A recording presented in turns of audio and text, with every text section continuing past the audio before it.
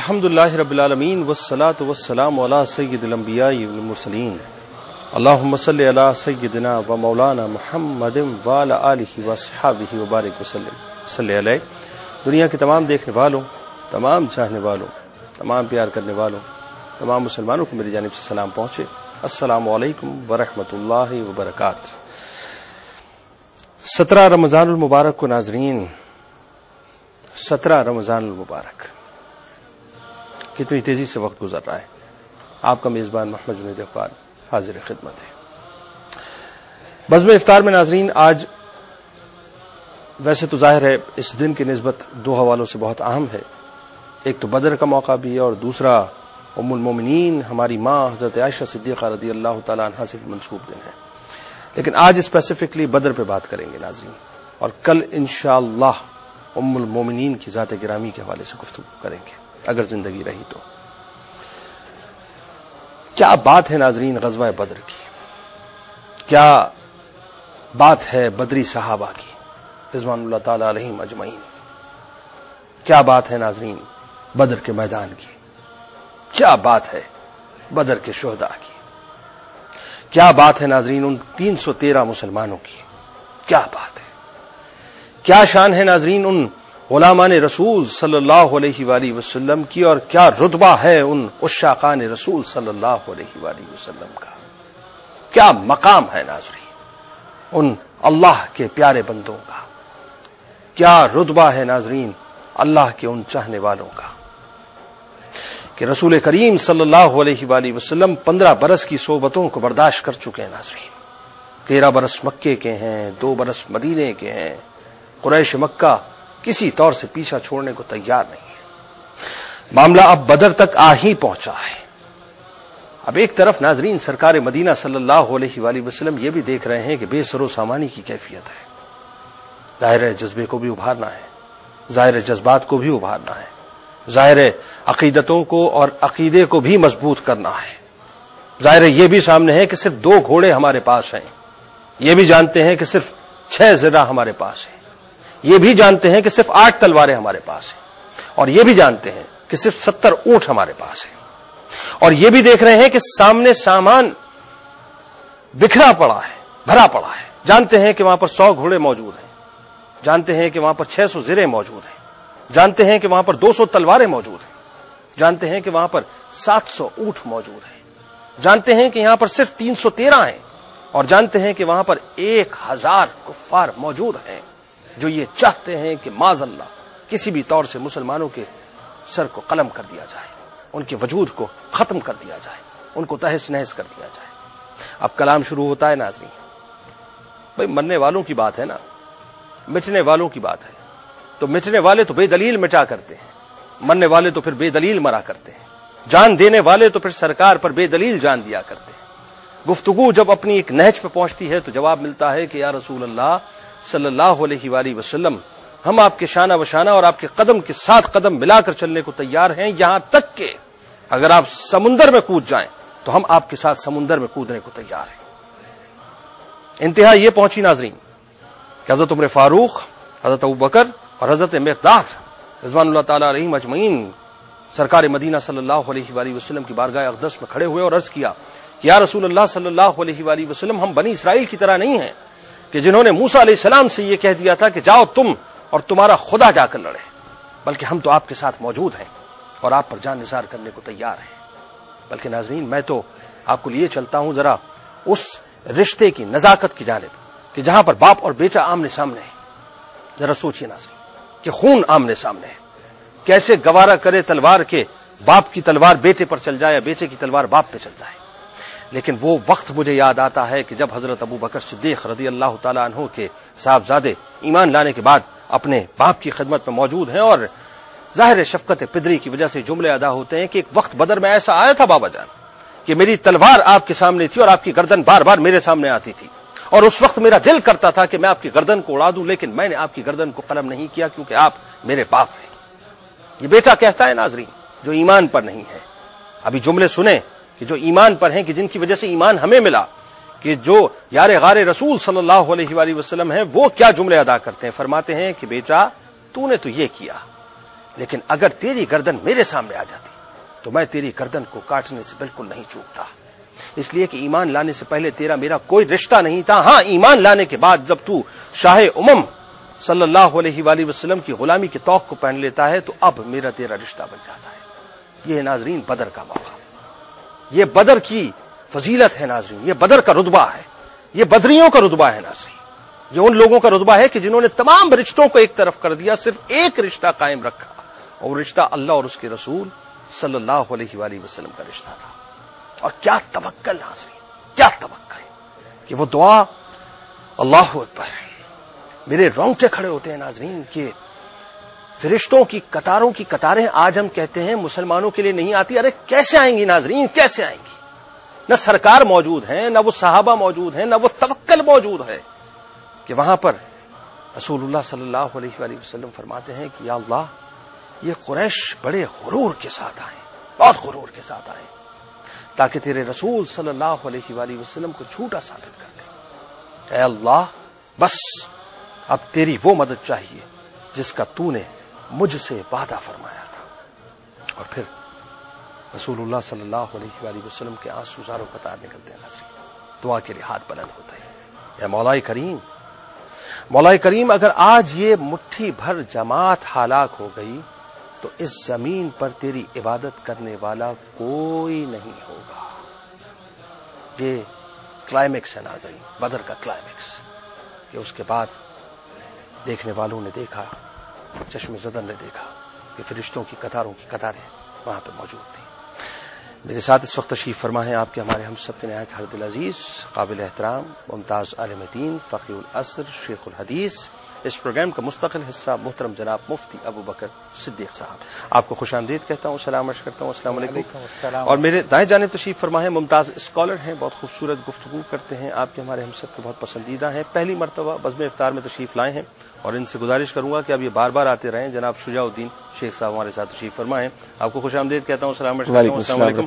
ویسے آپ نے پہلا دن دیا ہے، ہمیں یہ زیادتی کیا ہمارے ساتھ. اور لاہور سے ایک بہت ہی خوبصورت نعت خواں ہمارے ساتھ ہیں.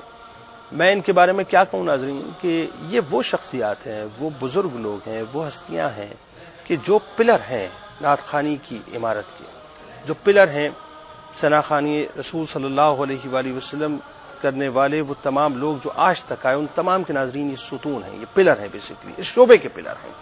بہت خوبصورت پڑھتے ہیں، پچھلی کئی دہائیوں سے رسول اللہ صلی اللہ علیہ وآلہ وسلم کی ثنا اور توصیف میں مصروف ہیں. محترم جناب اختر قریشی صاحب آج ہمارے ساتھ تشریف فرما ہیں. آپ کو خوش آمدید کہتا ہوں، سلام عرض کرتا ہوں. اختر بھائی، آغاز کرتے ہیں حمد باری تعالیٰ سے. جی، حمد باری تعالیٰ پیش کرتا ہوں.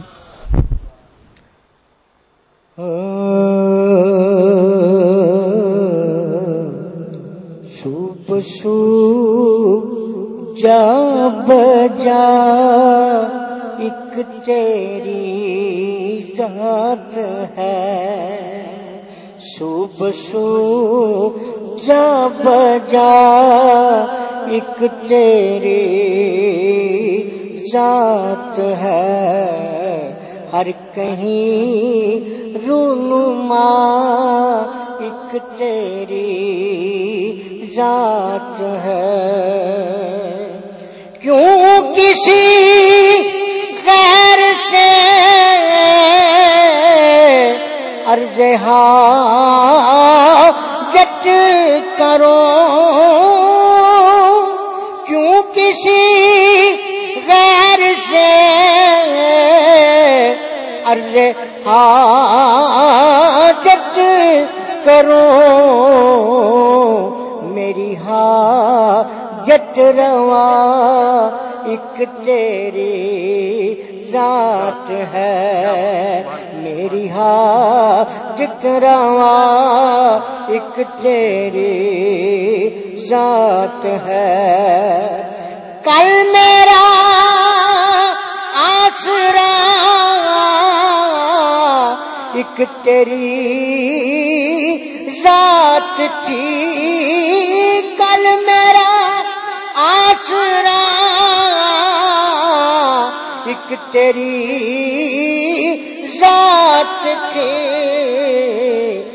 آج بھی آسرا ایک تیری ذات ہے، آج بھی آسرا ایک تیری ذات ہے، کوئی تجھ سا نہیں، تو کسی سا نہیں، کوئی تجھ سا نہیں، تو کسی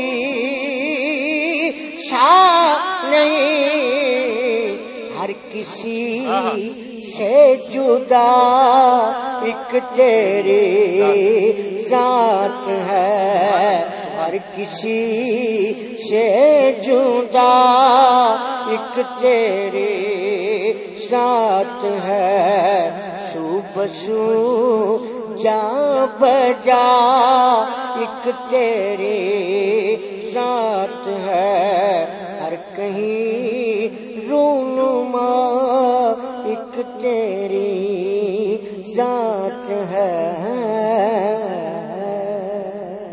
کیا بات ہے، کیا بات ہے، ماشاء اللہ اختر بھائی ماشاء اللہ۔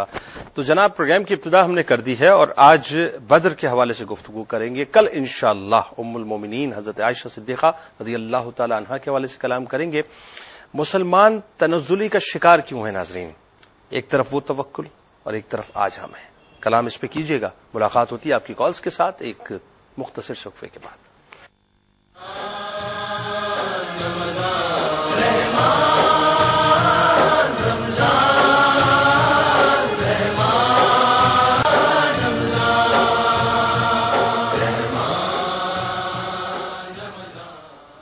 بزم افطار میں ایک بار پھر میں آپ کو خوش آمدید کہتا ہوں ناظرین۔ ٹیلی فون لائنز آپ کے لیے اوپن ہیں، نمبرز اسکرین پہ آپ کے سامنے نمایاں ہیں، آئیے ہمیں جوائن کیجیے اور جو بات آپ کرنا چاہتے ہیں غزوہ بدر کے حوالے سے یا خاص طور پہ جیسا کہ میں نے عرض کیا کہ ایک طرف تو وہ توکل نظر آتا ہے ناظرین، ایک طرف وہ ایمان کی مضبوطی اور عقیدتوں کا وہ سفر نظر آتا ہے، اور دوسری طرف آج کے مسلمان کی حالت زار نظر آتی ہے، تنزلی نظر آتی ہے۔ فرق کیا ہے؟ یعنی کمی کس بات کی رہ گئی؟ فرشتے اس وقت اترے، آج کیوں اترنے کو تیار نہیں؟ وجہ کیا ہے؟ اس پہ کلام کرتے ہیں اور آپ یقیناً ہمیں جوائن کر سکتے ہیں۔ مفتی صاحب بات کا آغاز آپ سے کرتا ہوں، یہیں سے شروع کرتے ہیں کہ بنیادی طور پہ واقعہ بدر ظاہر ایک بہت ہی تفصیلی واقعہ ہے، مطلقاً اس واقعے کو کیسے دیکھ رہے ہیں؟ اعوذ باللہ من الشیطان الرجیم، بسم اللہ الرحمن الرحیم، الحمد للہ رب العالمین والصلاة والسلام علی سید الانبیاء المرسلین وعلی آلہ واصحابہ واہل بیتہ وذریتہ اجمعین والعاقبۃ للمتقین۔ اللہ تبارک و تعالی نے اس واقعے کو یوم الفرقان قرار دیا ہے اور ارشاد فرماتا ہے وما انزلنا علی عبدنا یوم الفرقان یوم التقى الجمعان، کہ وہ جو ہم نے نازل کیا اپنے بندے پر فرقان کے دن جب دو لشکر ملے تھے، آپس میں مقابلہ ہوا تھا ان کا، تو یہاں پر اللہ تبارک و تعالی نے یوم الفرقان قرار دیا، یعنی فرق کر دینے والا دن۔ تو یہ اس بات کی طرف اشارہ ہے کہ بدر کا دن وہ اہم دن ہے کہ جس دن حق اور باطل میں ہمیشہ کے لیے تمیز ہو گئی، ٹھیک، باطل کو حق سے جدا کر دیا گیا اور آسانی سے اس کی پہچان ہو سکے۔ تو یہ بدر جو ہے، اس کو آپ نے کہا کہ کیسے دیکھتے ہیں، تو یہ ہر معاملے میں حق و باطل میں فرق کرتا ہے۔ مسلمانوں کی تعداد کے اعتبار سے دیکھ لیجئے، مسلمان کی تعداد خود آپ نے ذکر کی بہت تھوڑی تھی اور کفار کی تعداد زیادہ تھی۔ مسلمان بے سر و سامان تھے اور وہ سب کچھ طاقت کے ساتھ تھے، ان کو بہلانے کے لیے رقاصائیں ان کے ساتھ تھی، ناچنے گانے والے ان کے ساتھ تھے، مسلمانوں کے پاس کچھ بھی نہیں تھا۔ خود میدان بدر میں جب اترے ہیں تو مسلمانوں کے پاس پینے کے لیے پانی نہیں اور ان لوگوں کے پاس سارا ساز و سامان موجود ہے۔ ان تمام باتوں کے باوجود مسلمانوں کو فتح حاصل ہونا اور کفار کے بڑے بڑے رؤوسا کا مر جانا اس بات کی دلیل ہے کہ حق ہمیشہ غالب آنے والا ہے۔ وقتی طور پہ حق کے چہرے پر کچھ بادل آ سکتے ہیں لیکن وہ ایسا نہیں کہ ہمیشہ کے لیے مغلوب ہو جائے، وقتی طور پہ ایسا ہوتا ہے لیکن حقیقتاً ہمیشہ کے لیے جو غالب ہونا وہ حق کو ہی ہونا ہے۔ تو یہ واقعہ جو ہے اہل حق کے لیے ایک دلیل ہے کہ اللہ کی راہ میں اللہ پہ توکل کر کے کشتیاں جو ہے چھوڑ دی، جلا دی جائیں، اللہ کے نام پہ جلا دی جائیں اور اس کے بعد پھر آدمی اپنا جو کام کرنا وہ کرے، باقی نتیجے پہ پہنچانا رب کائنات کا کام ہے۔ آج بھی امت مسلمہ کے لیے اس میں یہی درس ہے کہ وہ اپنے بے سر و سامانی کو نہ دیکھیں، وہ کفار کی ترقیوں کو نہ دیکھیں، وہ اپنے رب کو دیکھیں اپنے رب پہ توکل کر کے، جس طرح کہ اس کے نبی علیہ الصلوۃ والسلام نے ہمیں تعلیم دی ہے کہ کشتیاں جلا دی تھی اور عرض کر دی تھی رب کریم یہ لشکر اگر یہ لشکر نہ رہے گا تو یہ عبادت نہ کی جائے گی، پھر وہ نبی کا مقام ہے وہ کہہ سکتے تھے، لیکن جذبات لے کر جائیں ہم اپنے رب کی بارگاہ کے ایسے اور پھر اپنے آپ کو پیش کر دیں، سارے معاملات درست ہو جائیں گے، فرشتے بھی اتر آئیں گے۔ خود اقبال نے کہا نا کہ فضائے بدر پیدا کر، آج بھی فضائے بدر پیدا ہو جائے تو پھر فرشتے آ جائیں گے انشاءاللہ تعالی۔ اچھا، یہ جو عقیدت، یہ جو جذبات، یہ جو احساسات، پھر یہ جو اللہ پر توکل، اور پھر صحابہ کرام رضوان اللہ تعالیٰ علیہم اجمعین کا رسول کریم صلی اللہ علیہ وآلہ وسلم سے یہ عرض کر دینا کہ اگر آپ سمندر میں کود جائیں تو ہم آپ کے ساتھ کودنے کو تیار ہیں، یعنی بلا دلیل اور بلا مطلب بغیر کسی شرط کے رسول کریم صلی اللہ علیہ وآلہ وسلم کی پیروی کرنے کو تیار تھے، جبکہ یہ بھی دیکھ مانی کی کیفیت ہے۔ اس بھروسے کی انتہا کو کیسے دیکھ رہے ہیں؟ بسم اللہ الرحمن الرحیم۔ مشرکین مکہ تو وہ تھے جو رسالت مآب صلی اللہ علیہ وسلم کو صادق اور امین تسلیم کرتے تھے۔ بات تو یہ صحابہ کرام کی جو تو آپ کی ذات مبارکہ پر ایمان لائے ہیں۔ ایک مشرک بھی سرکار دو عالم صلی اللہ علیہ وسلم کے کردار پر انگلی نہیں اٹھا سکتا، تو آپ کا ایک محبوب جو آپ پر ایمان لایا ہو، اس کا آپ پر ایمان کا عالم کیا ہو سکتا ہے؟ اس کا اظہار یہ ہے کہ یا رسول اللہ صلی اللہ علیہ وسلم آپ حکم دیجئے، ہم اپنے گھوڑوں کو سمندروں کے حوالے کر دیں گے، ہمیں موسیٰ علیہ السلام کے ساتھیوں پر قیاس نہ کیجیے گا جنہوں نے کہا تھا، سورہ مائدہ کی آیت 24 میں ذکر ہے کہ فَاذْهَبْ أَنْتَ وَرَبُّكَ فَقَاتِلَا إِنَّا هَاهُنَا قَاعِدُونَ، موسیٰ آپ جائیے، آپ کا رب جا کے قتال کیجئے، بیٹھ رہیں گے نہیں، یا رسول اللہ صلی اللہ علیہ وسلم جہاں آپ کا پسینہ ہوگا وہاں ہمارا خون ہوگا، آپ ہمیں حکم دیجئے، اللہ آپ کی آنکھوں کو ہمارے ذریعے سے ٹھنڈک عطا فرمائے گا۔ پھر سورہ انفال اگر ہم دیکھیں جنید بھائی، تو سورہ انفال میں غزوہ بدر میں مکمل تبصرہ ہے جو رب کائنات نے عطا فرمایا۔ آپ نے بات کی ایمان کی، سورۃ الانفال کی دوسری تیسری آیت میں ایمان والوں کی صفات بیان ہوتی ہیں، اور سورہ انفال کے آخر میں جائیں، آخر سے پہلے والی آیت 74 میں بھی ایمان والوں کی صفات بیان ہوتی ہیں، اور درمیان میں اللہ سبحانہ و تعالیٰ بدر پر تبصرہ ہمیں عطا فرماتے ہیں۔ تو یہ پورا بدر جو ہے وہ ایمان ہی کی بیسکلی ایک ریپلیکا ہے، ایمان کا ایک اظہار جو ہمیں دکھائی دیتا ہے۔ قرآن میں سورہ انفال میں کہا گیا مومن تو وہ ہیں جب اللہ کا ذکر ہو ان کے دل کانپ اٹھتے ہیں اللہ کی یاد سے، اور جب اللہ کی آیات کی تلاوت ہو تو وہ ان کے ایمان میں اضافہ ہوتا ہے، وہ نماز قائم کرتے ہیں، اللہ کی راہ میں مال خرچ کرتے ہیں اور اللہ پر توکل کرتے ہیں۔ اور اس سورت کے آخر میں جائیں جہاں بدر بھی تبصرہ ہے، سورت کے آخر میں کہا ایمان والے تو ہیں جو اللہ پر ایمان بھی لائے، جنہوں نے اللہ کی راہ میں ہجرت بھی کی، جنہوں نے اللہ کی راہ میں جہاد بھی کیا، جنہوں نے اپنے ساتھیوں کی مدد کی، یعنی انصار نے مہاجرین کی مدد کی۔ تو یہ ایمان کا بیان شروع اور آخر میں، اور درمیان میں بدر کا بیان آتا ہے، تو سراپا یہ داستان ایمان ہے جو بدر میں رقم ہوتی ہوئی ہمیں دکھائی دیتی ہے۔ اچھا، دو بچوں کا تذکرہ آتا ہے، دو نوجوانوں کا تذکرہ آتا ہے، حضرت معاوض اور حضرت معاذ رضی اللہ تعالیٰ عنہما، مطلب وہ ابو جہل کے ساتھ جو انہوں نے معاملہ کیا۔ میں جب اس واقعے کو پڑھ رہا تھا، اسپیسیفک اس واقعے کا ذکر اس لیے کر رہا ہوں کہ ظاہر ہے ایک میچور آدمی، ایک جو ہے وہ جلیل القدر صاحبی جن کی اپنی ایک عمر ہے، ایک تجربہ مشاہدہ ہے، وہ ایک الگ بات ہے، لیکن وہاں تو نوجوانوں میں اور بچوں میں بھی یہ جذبہ نظر آتا ہے کہ تلاش کرتے پھرتے ہیں کہ ابو جہل کدھر ہے کہ جس کو واقعی جانب رسید کر دیں۔ امام بخاری، امام مسلم رحمۃ اللہ علیہ نے بڑے دلچسپ انداز میں واقعے کو، حدیث کو بیان کیا۔ سیدنا عبد الرحمن بن عوف رضی اللہ تعالیٰ فرماتے ہیں کہ میں کھڑا ہوا تھا، میں نے اپنے ارد گرد دیکھا تو دو بچے مجھے، دو لڑکے نظر آئے۔ میں نے سوچا کہ کاش کچھ بہادر جوانوں میں ہوتا تو کچھ فائدہ رہتا، لیکن اسی میں سوچ رہا تھا، اسی سوچ میں غلطاں تھا کہ ایک طرف سے ایک لڑکے نے مجھے ہاتھ لگایا اور کہا کہ چچا جان آپ کیا ابو جہل کو دیکھا آپ نے؟ کان میں کچھ، ہاں ابو جہل کو دیکھا، وہ بتائیے کہاں ہے؟ وہ سنا وہ رسول اللہ صلی اللہ علیہ وسلم کو برا بھلا کہتا ہے، خدا کی قسم اس کے قبضے میں، جس کے قبضے میں میری جان ہے، میں اس وقت تک اس سے جدا نہ ہو جاؤں گا جب تک کہ جس کے نصیب میں موت جلدی نہ کر جائے وہ نہ چلا جائے، اس وقت تک میں اس سے جدا نہیں ہوں گا۔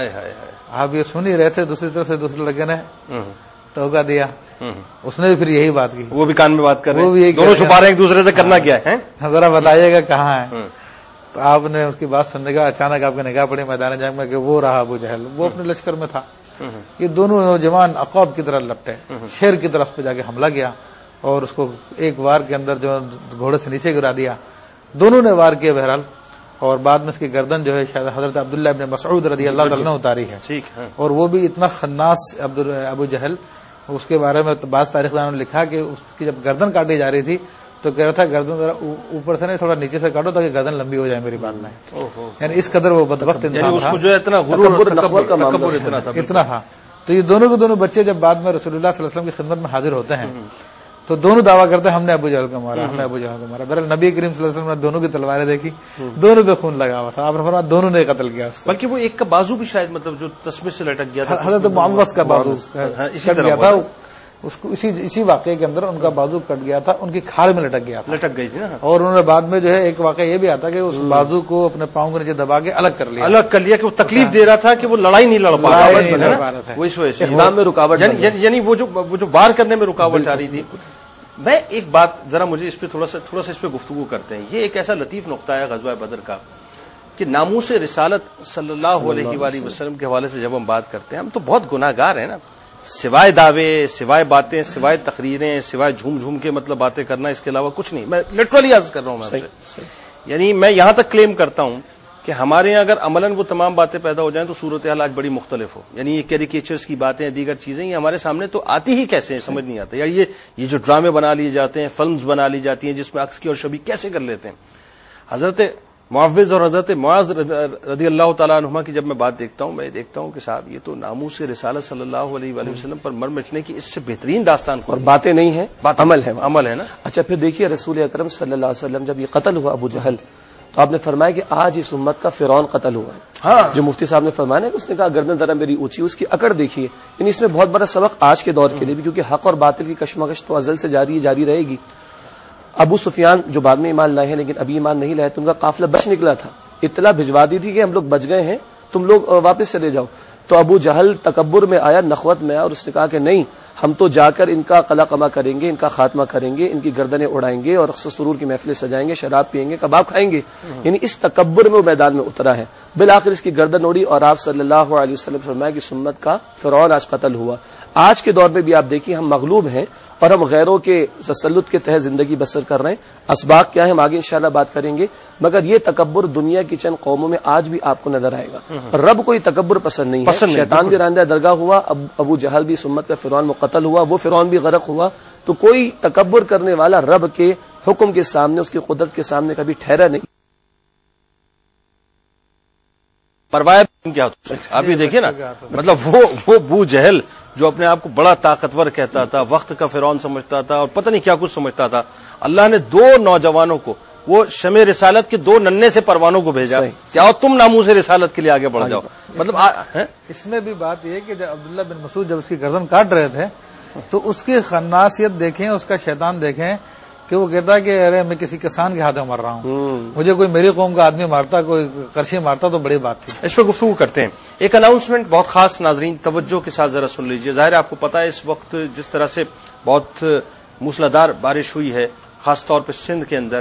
میں آج ہی پڑھ رہا تھا تقریباً 70 لاکھ افراد اس وقت بے گھر ہو چکے ہیں. 70 لاکھ افراد، جسٹ امیجن، کہہ دینا آسان ہے. 70 لاکھ افراد اس وقت سندھ کے اندر، جس میں بدین ہے، چھٹا ہے، سکھر ہے اور مختلف علاقے ہیں جو میں پڑھ رہا تھا کہ جہاں پر اس وقت 70 لاکھ افراد بے گھر ہو چکے ہیں. یعنی 100 فٹ یا پتہ نہیں کتنا کچھ اندازن جو ہے وہ چوڑا شگاف پڑا ہے، جس میں تقریباً کوئی 150 گاؤں جو ہیں ناظرین اس کے اندر بہہ گئے. تو 70 لاکھ افراد ایک بہت بڑی اہمیت رکھتے ہیں. لیکن وہی بات ہے کہ جب یہ تمام باتیں ہوتی ہیں تو اللہ تعالیٰ اپنے نیک بندوں کو سوچ بھی دیتا ہے کہ ان کی مدد کی جائے. خواجہ غریب نواز ویلفیئر ٹرسٹ کے تحت ایک بار پھر ناظرین ہم نے اس علم کو بلند کیا ہے اور اس وقت بدین میں ہم نے ان تمام لوگوں کے لیے کیمپس لگائے ہیں تاکہ ان کی مدد کی جائے، ان کو راشن دیا جائے، ان کو کھانا دیا جائے، فوری کھانا، یعنی فری کھانا بھی اور فوری کھانا بھی. ناظرین سمجھ رہے ہیں آپ میری بات؟ فری کھانا بھی ہے اور فوری کھانا بھی ہے. تو اس فری کھانے اور فوری کھانے کے لیے بہت ضروری ہے کہ آپ فوری طور پر ہم سے رابطہ کریں. خواجہ غریب نواز ویلفیئر ٹرسٹ کے اکاؤنٹ نمبر اس وقت اسکرین پہ اگر نمایاں ہے تو اس کو نوٹ کیجئے اور فوری طور پہ ناظرین کوشش کریں کہ ان کی مدد کے لیے، یہ بار بار اسکرین پہ نمایاں ہوتے رہیں گے، میں اناؤنسمنٹ کروں نہ کروں لیکن آپ نے اس کو فالو ضرور کرنا ہے ناظرین. تو آپ مدد کیجئے. یہ بیچارے اس وقت بدحال ہیں، پریشان ہیں. ظاہر ہے روز رمضان ہے، افطار کا وقت ہے اور 70 لاکھ افراد ناظرین اس وقت بے گھر ہیں جو آپ کی طرف دیکھ رہے ہیں. اور وہی بات ہے کہ بدر کا ایک موقع یہ بھی تو ہے نا ناظرین، ایک معاملہ یہ بھی تو ہے نا کہ پانی ایک صحابی تو دوسرے صحابی، اس پہ میں گفتگو کروں گا. بہت سی باتیں ہیں ناظرین، بڑی باتیں ہیں جس پر کلام کریں گے کہ نشیب میں آ کے رکے ہیں مسلمان، لیکن سوچ یہ ہے کہ اس چشمے سے جو ہے وہ پانی صرف ہم نہیں پئیں گے بلکہ ان کو بھی جانا چاہیے کہ جو تلواریں ہمارے خلاف لیے کھڑے ہیں. تو ہم تو مسلمان ہیں ناظرین، اللہ نے ہمیں دیا ہے تو ہم اپنے مسلمانوں کی مدد کیوں نہ کریں. ملاقات ہوتی ہے آپ سے ایک مختصر وقفے کے بعد.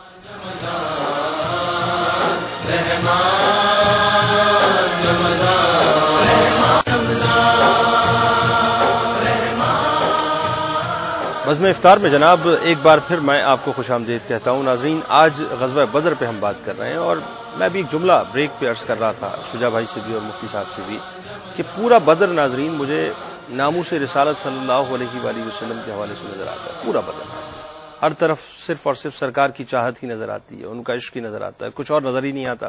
مفتی صاحب غلط تو نہیں ہوں میں؟ جا 100% آپ کی بات درست ہے، اور یہی جذبہ جب تک مسلمانوں میں برقرار رہتا ہے وہ تب تک سچے مومن ہوتے ہیں، پکے مومن ہوتے ہیں. اور جب اس جذبے میں کمی آ جاتی ہے تو پھر اللہ تبارک و تعالیٰ ان کی شان کو خاک میں ملا دیتا ہے. یعنی آپ دیکھیں نا، حضرت ابوبکر صدیق رضی اللہ تعالیٰ عنہ کے جملے اپنے بیٹے کے لیے، یہ کیسے کمال جملے ہیں. بالکل کمال کی بات ہے. حضرت ابوبکر صدیق رضی اللہ تعالیٰ کا یہ فرمانا کہ بیٹا اگر تم میرے ہاتھ سامنے آ جاتے میں کبھی نہ بخشتا. اسی طرح سیدنا عمر فاروق رضی اللہ تعالیٰ کا بدر کے قیدیوں کے بارے میں ارشاد فرمانا کہ یا رسول اللہ صلی اللہ علیہ وسلم ہم میں سے ہر ایک اپنے رشتہ دار کو مارے. بڑا زبردست بات ہے. اسی طرح یہاں تک کہ خود رسول اللہ صلی اللہ علیہ وسلم کے داماد اس جنگ میں قید ہوئے ہیں، اس جنگ میں قید ہوئے ہیں، اور اب اس کو چھڑانا ہے، فدیہ دینا ہے اس کا. رسول اللہ صلی اللہ علیہ وسلم کی بیٹی اپنا ہار پیش کرتی ہے تو نبی علیہ الصلوۃ والسلام کی آنکھوں میں آنسو آ جاتے ہیں. یہ سرکار کی بیٹی ہیں؟ ہاں، یہ میری خدیجہ کا دیا ہوا ہار ہے جو اپنی بیٹی کو انہوں نے دیا. لیکن نبی علیہ الصلوۃ والسلام رعایت وہاں پہ بھی نہیں فرماتے. اپنے داماد کے لیے، مطلب اپنی بیٹی سے اس ہار کو لے کے فدیہ کے طور پہ؟ جی اس کے بعد جو ان کو ریلیز کیا جا رہا ہے. جی ہاں، یہ بدر کا معاملہ ہوگا. یہ بدر کا معاملہ، یعنی اپنے رشتہ داری کو نہیں خیال رکھا. حضرت عباس رضی اللہ تعالیٰ عنہ قید کیے جاتے ہیں، سارے رات کرا رہے ہیں. نبی علیہ السلام کے چچا ہیں، آپ علیہ السلام کو نیند نہیں آ رہی. کیا رتبہ ہے. تو کسی صحابی نے اس کی رسیاں ہلکی کر دی، ان کی رسیاں ہلکی کر دی تاکہ ان کو تکلیف کم ہو. نبی علیہ السلام نے دیکھا کہ ان کی آواز آنا بند ہو گئی تو ارشاد فرمایا کہ عباس کی رسیاں ہلکی کی ہیں تو سب کی ہلکی کرو. امتیازی سلوک نہیں. یہاں پر یہ دیکھیں، جذبہ دیکھیں، یہ انصاف دیکھیں، اور نبی علیہ السلام کو خود اپنے عمل اور صحابہ کرام کا محبت کا طرز عمل اس بات کی دلیل ہے کہ اگر مسلمان نبی علیہ السلام کی محبت میں اپنی جان، مال، عزت، آبرو ہر کچھ قربان کرنے کے لیے تیار ہیں تو اللہ تبارک و تعالیٰ ان کے لیے عزتیں، سربلندیاں، فتح اور سب کچھ مقدر فرما دے گا. لیکن جہاں مسلمانوں میں اس میں سستی کی، جہاں اس میں کمی کی تو پھر وہ مقدر نہیں ہوگی. اور آج ہمارا کیا حال ہے؟ آج ہم اپنے دین کے لیے یا ناموس رسالت صلی اللہ علیہ وسلم کے لیے کچھ بھی کرنے کے لیے تیار نہیں ہیں. ایک فیس بک کا اعلان کیا تھا کہ اس کا بائیکاٹ کیا جائے، ابھی تک وہ گستاخانہ خاکے اس میں موجود ہے، مگر ہمارا انٹرسٹ ہوتا اپنے دوستوں سے تعلق. اس کے بعد دوبارہ وہ کام کیا گیا، اس کو ریپیٹڈلی کیا، کچھ نہیں کہا. اسی طرح دیگر لوگوں کے حوالے سے کہ جو ابھی تک یہ کام چل رہے ہیں، معاذ اللہ یہود جو کام کرتے تھے وہ مسلمان کر رہے ہیں، اپنے ٹیلی ویژن پہ کر رہے ہیں، ان کے انبیاء کی فلمیں چلا رہے ہیں. کے اندر یہ واقعہ جب پہلی مرتبہ چلائی گئی تھی فلم دی میسج، تو وہاں کے غیرت مند مسلمانوں نے امریکہ کے سینما کو جلا دیا تھا. لیکن آج جو ہے مسلمانوں کا یہ معاملہ ہے. لیکن ایک چیز اور بھی ہے نا، دیکھیں ناموس رسالت کے حوالے سے ہم بات کرتے ہیں تو ایک بات بہت ضروری ہے جو مطلب ریکارڈ پہ بھی ظاہر ہے کہ 2003-2004 میں جب حدود آرڈیننس کے حوالے سے جس طرح سے قدغن لگائی گئی، 2 لاز تھے جس کے اوپر کام کیا گیا. بلاسفیمی لا پہ کام کیا گیا، ایک حدود آرڈیننس. انہوں نے جو کام کرنا تھا حدود آرڈیننس کے حوالے سے وہ کر کے انہوں نے ایک طرف کر دیا. بلاسفیمی لا پہ ظاہر انہوں نے ریئیکشن دیکھ لیا کہ اتنا سخت ترین ریئیکشن اس میں روک گئے. لیکن بات وہی ہے جو بات مفتی صاحب کر رہے ہیں، اس کو تھوڑا آگے بڑھاتے ہوئے کہ بدر کے واقعے کے اندر جو ایٹیٹیوڈ ہے صحابہ کرام رضوان اللہ تعالیٰ علیہ مجمعین کا، جو پریکٹیکل ایٹیٹیوڈ ہے وہ یہ بتلاتا ہے کہ ناموس رسالت کے لیے ہم سب کچھ قربان کرنے کو تیار ہیں. مفتی صاحب کی بات کو میں آگے بڑھاؤں گا. سیدنا عمر فاروق رضی اللہ تعالیٰ عنہ نے اپنے ماموں کو قتل کیا ہے بدر کے میدان. بتائیے. مصعب بن عمیر رضی اللہ تعالیٰ عنہ بڑے امیر گھرانے کے فرزند، وہ رسول اللہ پر ایمان لا چکے ہیں صلی اللہ علیہ وسلم. ان کے بھائی قید ہوئے ہیں تو مصعب بن عمیر نے ان کو باندھنے والے سے کہا کہ مضبوطی سے باندھنا، اس کی ماں بڑی مالدار ہے، بڑا فدیہ دے کے اس کو چھڑانے کی کوشش کریں. یہ مطلب سوچ ہے. جی ایگزیکٹلی. اور اس پہ قرآن بہت کلیئر ہے جنید بھائی. سورہ توبہ کی آیت نمبر 24 اللہ کرے کہ ہمارے سامنے ایک ترازو قرآن ہمیں دیتا ہے. 8 محبتیں ایک پلڑے میں، 3 محبتیں ایک پلڑے میں. قل ان کان آباؤکم وابناؤکم واخوانکم وازواجکم وعشیرتکم، اے نبی صلی اللہ علیہ وسلم فرما دیجیے جن سے اگر تمہارے باپ، بیٹے، بھائی، بیویاں اور رشتے دار، وہ اموال اقترفتموها وتجارت تخشون کسادها ومساکن ترضونها، وہ مال جو بڑی محنت سے تم نے کمائے، وہ تجارت جس کے نقصان کا تمہیں اندیشہ رہتا ہے، اور وہ مکانات و محلات جو تمہیں بڑے محبوب ہیں. 8 محبتیں رشتے کی ایک طرف رکھ دی. احب الیکم من اللہ ورسولہ وجہاد فی سبیلہ، اگر یہ 8 یہ کوئی محبت اللہ کی محبت اللہ کے رسول صلی اللہ علیہ وسلم کی محبت اور اللہ کی راہ میں جہاد، اس کے دین کی غلبے کی جد و جہد کی محبت سے زیادہ تمہیں پسند ہے تو جاؤ فتربصوا، انتظار کرو حتی یأتی اللہ بامرہ، کہ اللہ اپنا حکم لے آئے موت کا یا عذاب کا. واللہ لا یہدی القوم الفاسقین، اللہ ایسے فاسقوں کو ہدایت نہیں دیتا. اچھا یہ اتنا اہم نقطہ ہے اور اس پہ تھوڑا سا اور کلام کرتے ہیں کہ یعنی اس کا مطلب یہ ہوا کہ جو بدری صحابہ ہیں انہوں نے اسی فلسفی کے تحت اس میزان کو سمجھ لیا تھا کہ 8 محبتوں کو ان 3 محبتوں کے آگے ساری محبت قربان، ساری محبت قربان، اللہ اور اس کے رسول صلی اللہ علیہ وسلم کی محبت اور جہاد کی محبت، یہ بنیادی بالکل. اور اگر جب تک یہ ہمارے اندر پیدا نہیں ہوتا تو قرآن کہتے جاؤ پھر اللہ کے عذاب کا انتظار کرو. واللہ لا یہدی القوم الفاسقین، اللہ ایسے فاسقوں کو ہدایت نہیں دیتا. تو آج اگر ہم 17 رمضان المبارک کو بدر پر بات کر رہے ہیں تو بات صرف واقعے کو پڑھ لینے کی نہ ہو بلکہ ہم بھی اپنے اندر، اللہ مجھے بھی توفیق دے، ترازو قائم کریں. آج ہماری محبتیں کس سے ہیں زیادہ؟ اللہ سے، اللہ کے رسول علیہ الصلوۃ والسلام سے اور اللہ کے دین کی غلبے کی جد و جہد سے، یا وہی دنیا داری اور اس کے بعد فقط دعوے اللہ اور رسول کو ماننے کے؟ یہ ہمیں ٹیسٹ کرنا چاہیے. ہمارے مفادات سے ہماری محبت ہے. آج ہم اپنے مفادات کے لیے، اپنے رہنماؤں کے لیے جانیں قربان کرتے ہیں، یہ ہے ساری بات. اللہ کے رسول کے لیے ہمارے معاذ اللہ دماغ میں بھی کوئی مطلب معذرت کے ساتھ وہی بات ہے، مطلب کا دین اور مرضی کا معبود چاہیے. ہم اسی کانسیپٹ کے تحت جو ہے وہ آگے پیچھے گھوم رہے ہوتے ہیں، اس کے علاوہ اور کوئی بات نہیں ہے. پہلے کالر دیکھیں بزم افطار کے ہمارے ساتھ آج 17 رمضان المبارک کو کون ہے؟ السلام علیکم. وعلیکم السلام جی، میں جویریہ بات کر رہی ہوں لاہور سے. جی جویریہ فرمائیے. میرا پہلا سوال تو یہ ہے کہ کیا چہلم کرنا ضروری ہے، اور دوسرا سوال یہ ہے کہ اگر کوئی آدمی فوت ہو گیا ہے تو آپ اس کے نام کی افطاری کرواتے ہو تو کیا اس کا ثواب ان کو پہنچتا ہے؟ اور اگر افطاری یہاں پہ غریبوں کو کروائی جائے اس کی زیادہ فضیلت ہے یا مدینہ منورہ میں کروائی جائے اس کی زیادہ فضیلت ہے؟ اچھا ماشاء اللہ، چلے ٹھیک ہے، آپ کو بتاتے ہیں. آپ کو بہت شکریہ، آپ نے جویریہ ہمیں جوائن کیا. تو یہ جو کانسیپٹ ہے مفتی صاحب، اس بات کو اور تھوڑا سا آگے بڑھائیے. اس واقعہ بدر میں دیکھیں نا، میں ایک طرف عرض کر رہا تھا کہ وہ نشیب کا مطلب جو ہے وہ علاقہ ہے جہاں پہ چشمہ بھی ہے، پانی ہے، تو سرکار کی ہدایت یہ ہے کہ پانی ان کو بھی جائے گا جو لڑنے کے لیے آئے. دیکھیں نا، جو کفار جو تلواریں سوت کے سامنے کھڑے ہیں، جو گردن اڑانے والے، مطلب ہم روکنے والے میں نہیں ہیں. ان کو پتا تھا کہ ایک وقت ایسا آئے گا کہ میری آل پر جو ہے روکا جائے گا پانی، لیکن آج یہ تربیت دے دی تھی کہ ہم روکنے والے نہیں ہیں، تو ان کو بھی دیا جائے گا جو سامنے کھڑے ہیں. تربیت یہ بھی ہو رہی ہے کہ بھئی کچھ نہیں دے سکتے، ٹھیک ہے، کم از کم تعلیم دے دو، تو مطلب جو ہے وہ معاملہ ایک طرف کر دیا جائے گا. ہر بات بدر کے اندر نظر آتی ہے. آج کا مسلمان جب اس جگہ پہ آ کے کھڑا ہوتا ہے تو صرف تنزل ہی تنزل نظر آتا ہے، دوسری کوئی بات نہیں. وجہ کیا ہے؟ وجہ تو بالکل ظاہر ہے کہ ہم نے ان طریقوں کو چھوڑ دیا جن کا ہمیں حکم دیا گیا تھا. ہمیں نبی علیہ الصلوۃ والسلام کی تعلیمات پہ یقین نہیں رہا، معاذ اللہ. قرآن پہ ہمیں یقین نہیں رہا. رب کائنات قرآن مجید فرقان حمید میں جا بجا مقامات پہ قیامت کا ذکر کرتا ہے، پکڑ کا ذکر فرماتا ہے کہ قیامت کے دن تمہارے ہر معاملات کا حساب ہوگا. نبی علیہ الصلوۃ والسلام نے اپنے پریکٹیکل لائف کے ذریعے اس دنیا سے نفرت کو بیان فرمایا. فرماتے ہیں لو شئت لصارت الجبال معی ذهبا، میں چاہوں تو یہ پہاڑ سونے کے بن کے میرے ساتھ چلنا شروع کر دے. آج ہم میں سے ہر ایک سونے کا پہاڑ حاصل کرنا چاہتا ہے. نبی کریم صلی اللہ تعالی علیہ وسلم کی رہائش گاہ دیکھیں تو جو ام المومنین عائشہ الصدیقہ رضی اللہ عنہا کا حجرہ جو ہے وہ 8 ہاتھ لمبا 4 ہاتھ چوڑا تھا، جس میں ایک وقت میں ایک بندہ لیٹ جاتا تھا، دوسرا بندہ نماز نہیں پڑھ سکتا تھا. آج ہم میں سے ہر شخص محلات بنانے کے چکر میں ہے. آج رسول اللہ صلی اللہ علیہ وسلم کی بیٹی کو دیکھیے کہ جہیز میں کیا دیا، اور پہننے کے لیے ایک وقت میں ایک چادر ہی ان کے پاس ہوا کرتی تھی، خاتون جنت کے لیے جو تمام عورتوں کی سردار ہیں. اور آج ہم میں سے ہر شخص اپنے بیٹی کو فریج، ایئر کنڈیشن تو دور کی بات، پتہ نہیں کیا کیا دینا چاہتا ہے. ہمارے سارے کے سارے معاملات دنیا کے لیے طرف مائل ہو چکے ہیں. اور رسول اللہ صلی اللہ علیہ وسلم دنیا بیزاری کا ہمیں درس دیا اور ارشاد فرمایا مجھے تم پہ شرک کا خوف نہیں مگر تم پہ دنیا وسیع کر دی جائے گی، اس بات کا خوف ہے. آج اس کے اندر ملوث ہو چکے ہیں.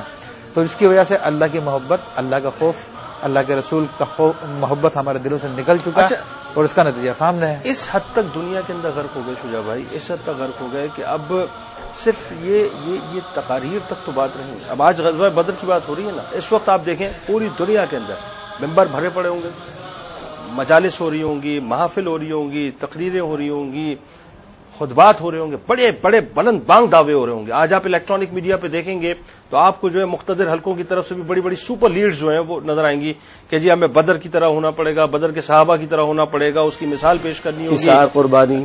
ایک مرتبہ پھر بدر بپا ہے، ایک مرتبہ پھر ایثار، ایک مرتبہ پھر قربانی، ایک مرتبہ پھر سب بڑے بڑے دعوے جو ہیں سب ہو رہے ہوں گے. لیکن گراؤنڈ ریالٹی یہ ہے کہ ہم لوگ بالکل نہیں لیں. میں سمجھتا ہوں جنید بھائی یہ بات بالکل صحیح ہے کہ آج دعوے اور باتیں بہت ہیں، لیکن کیوں نہ ہم ایک تھوڑی سی پازیٹو سائڈ پر آ جائیں کہ میں اپنا جائزہ لے لوں، آپ اپنا جائزہ لے لیں، ہمارے ویورز اپنا جائزہ لے لیں کہ آج مارکے حق و باطل میرے سامنے بھی ہے، اور رسالت مآب صلی اللہ علیہ وسلم کا اسوہ، آپ کے صحابہ کا اسوہ ہمارے سامنے ہے. میں جانچ لوں، میں دیکھ لوں کیا میری جان زیادہ قیمتی ہے ان کی جان زیادہ. اگر آپ کی اجازت ہو تو بریک کے بعد اس کو کنٹینیو کریں.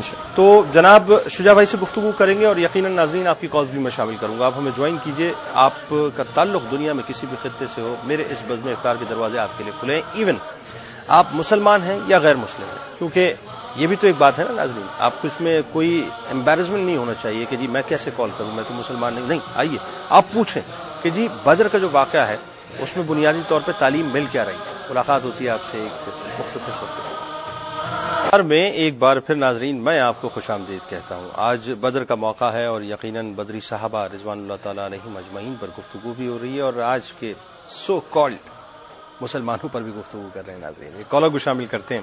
السلام علیکم. السلام علیکم. انتظار. ہلو ہلو ہلو السلام علیکم. کال آپ کی ڈراپ ہو گئی. جی شجاع بھائی کیا فرما رہے تھے؟ جیسے آپ نے ڈسکشن کی نا کہ کہاں وہاں معاملہ اور کہاں آج ہمارا تنزلی کا معاملہ، یہ بات بھی ہونی چاہیے اور ہو رہی ہے الحمدللہ. لیکن میں سمجھتا ہوں کہ آج ہمیں سے ہر شخص اپنا جائزہ لینے کی کوشش کرے کہ میں خود کہاں کھڑا ہوں. میرے سامنے نبی اکرم صلی اللہ علیہ وسلم کا اسوہ ہے. قرآن فرماتا ہے سورہ توبہ کی آیت نمبر 33 میں، سورہ انفال کے بعد صورت آتی ہے کہ هو الذی ارسل رسولہ بالہدی ودین الحق لیظہرہ علی الدین کلہ. اللہ نے رسالت مآب صلی اللہ علیہ وسلم کو الہدی قرآن دیا اور دین حق دین اسلام دیا، اس لیے کہ آپ اس کو کل نظام زندگی پر غالب فرما دیں. سورہ انفال میں بدر پہ تبصرہ ہے. سورہ انفال کی آیت نمبر 39 میں قتال کا مقصد بیان کیا، وقاتلوہم حتی لا تکون فتنہ ویکون الدین کلہ للہ. قتال کرو، جنگ کرو ان کے خلاف، ان کفار کے خلاف، یہاں تک کہ فتنہ باقی نہ رہے اور دین یعنی نظام زندگی پورے کا پورا اللہ کے لیے ہو جائے. اس کا پہلا باقاعدہ مارکہ بدر کا معاملہ ہے. 14 صحابہ کرام کی جانیں بھی وہاں قربان ہوئی. ہم سوچیں کہ ہماری جان کی تو کوئی حیثیت نہیں، سرکار دو عالم کی جان، صحابہ کرام کی جانیں. ہمارا مال کوئی حیثیت نہیں رکھتا، سرکار دو عالم کا مال، ان کے گھرانے کے لوگ، ان کے صحابہ کا مال. مطلب کہاں وہ عظیم ذات اور ان کے صحابہ کرام اور کہاں ہم. آپ سوچیں نا اپنے داماد کو وہ قید ہو گئے. ایگزیکٹلی فرمایا کہ جی مطلب فدیہ پیش ہوگا، بیٹی جو ہے وہ حال لے کے آ رہی ہے، وہ عدل و انصاف کا معاملہ، وہ برابری کا معاملہ. عرض یہ کرنا چاہ رہا ہوں کہ ہمیں اس عظیم جد و جہد اور مشن سے کتنی نسبت ہے جو آج دعویٰ کرتے ہیں نبی کریم صلی اللہ علیہ وسلم کو ماننے کا. سرکار فرماتے کہ من احب سنتی فقط احبنی، جس نے میری سنت سے محبت کی اس نے مجھ سے محبت کی. تو آج تقاضا ہے کہ میں اپنے آپ کو اپنے دین اللہ کے دین کے لیے لگاتا ہوں کہ نہیں لگاتا، کھپاتا ہوں کہ نہیں کھپاتا. میرا مال، میرا وقت، میری صلاحیت، میری اولاد، میرا گھر، کیا واقعتا میں اللہ کے دین کے لیے لگا رہا ہوں کہ نہیں لگا رہا. یہ ہے بدر کا میسج کہ جس کی طرف ہمیں توجہ کرنی چاہیے. اس پہ گفتگو کرتے ہیں. السلام علیکم. جی ہلو. وعلیکم السلام. جنید بھائی کیسے ہیں آپ؟ میں بہت اچھا ہوں، آپ کیسی ہیں؟ ٹھیک ہیں جی جنید بھائی، مسلسل پروگرام آپ کا دیکھ رہے ہیں، بہت اچھا لگتا ہے، بہت خوشی ہوتی ہے، جس کو بڑا اطمینان ہوتا ہے. جی بڑا پیار آپ اتنا کا، بڑی بہترین مہربانی. پروگرام ہے ہمارے لیے، اتنی مطلب راہ کھلی ہوئی ہے کہ کیا شریعت میں ہے، کیا جائز ہے، کیا ناجائز ہے. ہم بالکل اس پروگرام سے دیکھ سکتے ہیں، اس پروگرام سے مستفیض ہو رہے ہیں. آپ کون اور کہاں سے بات کر رہی ہیں؟ آپ کون اور کہاں سے بات کر رہی ہیں؟ میں انڈیا لکھنؤ سے. لکھنؤ سے بات کر رہی ہیں، فرمائیے. جی ہم یہ پوچھنا چاہ رہے ہیں کہ جب ہم پہلے کا اپنا ٹائم دیکھتے ہیں جس وقت اسلام پھیل رہا تھا، تو اس وقت دیکھیے سب چیزیں اتنی مشکل تھیں، یعنی انسان زندگی میں کہیں سفر بھی کرنا چاہتا تھا تو بڑی دشواریاں ہوا کرتی تھیں. لیکن انسان اتنی مصروف زندگی میں بھی عمل خیر کے لیے بہت ساری راہیں تجویز کر لیا کرتا تھا، اچھا کام کر لیا کرتا تھا. اور اگر آج ہم اچھا کام کرنا چاہتے ہیں، جیسے مثلا نماز پڑھنا چاہتے ہیں، تو ہم یہ کہتے ہیں کہ ہمارے پاس وقت نہیں ہے. اور ہم پوچھتے ہیں مسئلہ یہ کہ ہم کیسے نماز ادا کریں، ہمارے پاس وقت نہیں ہے. آخر کیا وجہ ہے کہ پہلے میں اور اس وقت میں وقت کی کمی ایسا کیوں ہو گئی ہے، جبکہ اب تو سب کچھ اتنا آسان ہو گیا ہے. جتنی دشواریاں پہلے ہوا کرتی تھیں جنید بھائی، اتنی دشواریاں اب نہیں ہوا کرتی ہیں. بالکل ایسا ہے، اب بالکل سب کچھ بہت ایزی ہو گیا ہے، بہت ایزیلی انسان اپنا ہر کام کر سکتا ہے. کمیونیکیشن کتنا ایزی ہو گیا ہے. دیکھیے اتنی میلوں دور آپ بیٹھے ہوئے ہیں، میں آپ کو ٹی وی پہ دیکھ رہی ہوں، آپ سے بالکل بات کر رہی ہوں، اپنی پریشانیاں آپ سے بتا رہی ہوں. ایک فنگر ٹپ پہ دنیا ایکسپلور کرتی ہے. ہو گئی ہے. بالکل ایسا، بالکل ایسا. اور آپ کی کڑن بالکل صحیح ہے کہ ہمارے پاس ظاہر 24 گھنٹے تو وہی ہے نا، وقت میں تو کوئی کمی نہیں آئی، لیکن ہم نے جو ہے وہ اللہ کے لیے وقت نکالنا چھوڑ دیا ہے. ہم بات وہ ہے کہ اللہ کو مان تو رہے ہیں. لوگ کہتے ہیں کہ وقت کم ہو گیا ہے، میں کیا کروں؟ وقت کم نہیں ہوا، اصل میں بات یہ ہے کہ جنید بھائی کی محترمہ میمونہ مرتضیٰ ملک. ہلو، میرا خیال ہے شاید آپ کی کال ڈراپ ہو گئی ہے. ایک اور کالر کو شامل کرتے ہیں. السلام علیکم. السلام علیکم. وعلیکم السلام. کون اور کہاں سے بات کر رہی ہیں؟ جنید بھائی میں لاہور سے بات کر رہی ہوں. آپ تھوڑا سا اونچا بولیں گے. میں لاہور سے بات کر رہی ہوں. کون بات کر رہی ہیں؟ میں سمینا بات کر رہی ہوں. اور تھوڑا سا اونچا بولیے. سمینا بات کر رہی ہوں. جی فرمائیے، کیا پوچھنا چاہتی ہیں؟ جنید بھائی میرا مسئلہ یہ ہے کہ ہم لوگ میری دوسری شادی ہے.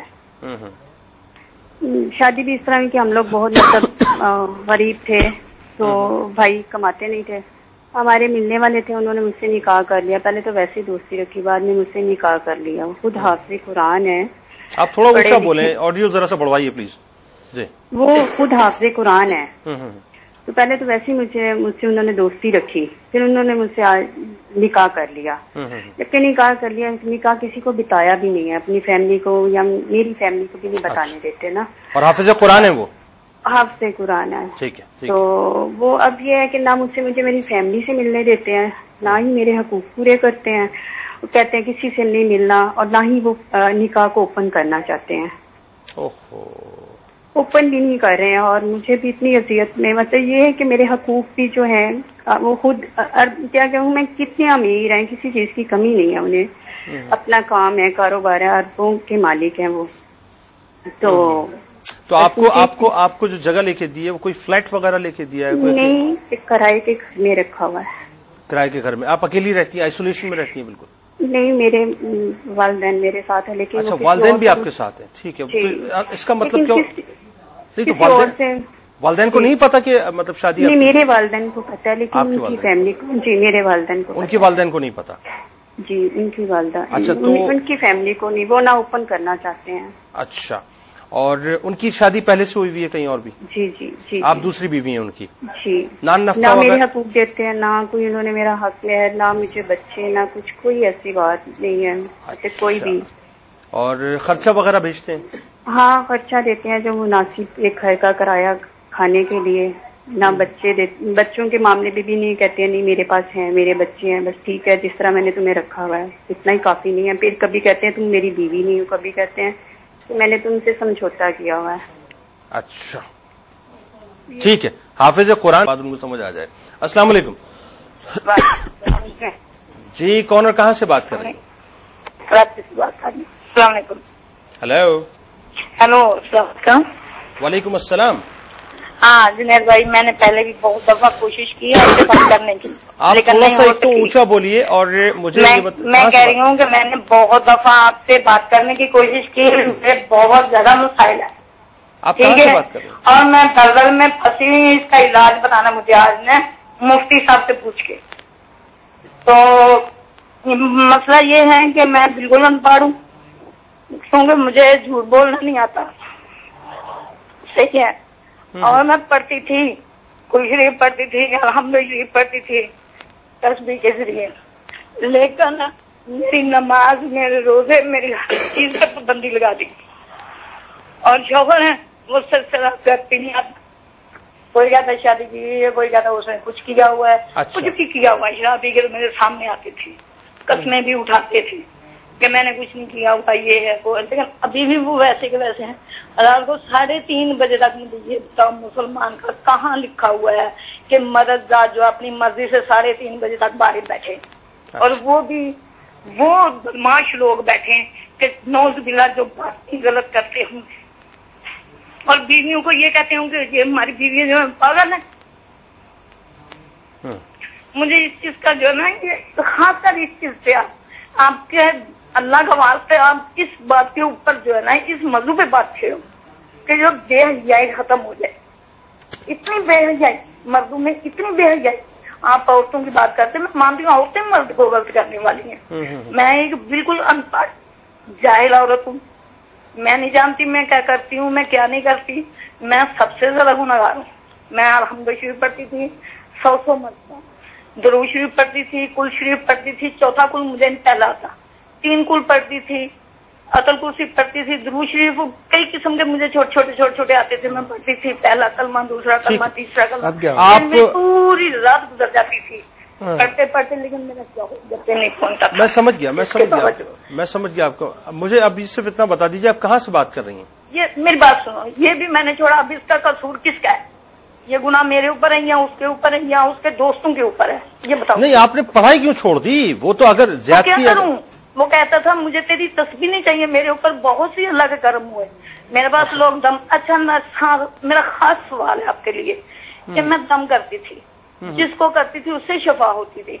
सूरत मुजम्मिल में ना बहुत, चले वो सही है, वो अपनी जगह बात, मैं समझ गया आपका कोई रूहानी मैटर भी होगा। मेरी बात सुनो, सूरत मुजम्मिल मैंने बहुत दफा कोशिश की आपको बताने की कि मैं जिसको बताती हूँ उसे शफा होती है। सूरत मुजम्मिल, अल्लाह ताला बरकत दे। मैं आपका प्रॉब्लम समझ गया हूँ, आपका बहुत शुक्रिया, आपने हमें ज्वाइन किया। मैं इंशाअल्लाह इस मसले पे मुफ्ती साहब से जरूर आपको राय लेके दूंगा। नाज़रीन, रहिए हमारे साथ और यकीनन हम आपके साथ मौजूद हैं। मुलाकात होती है आपसे एक मुख्तसर शौक़े के बाद।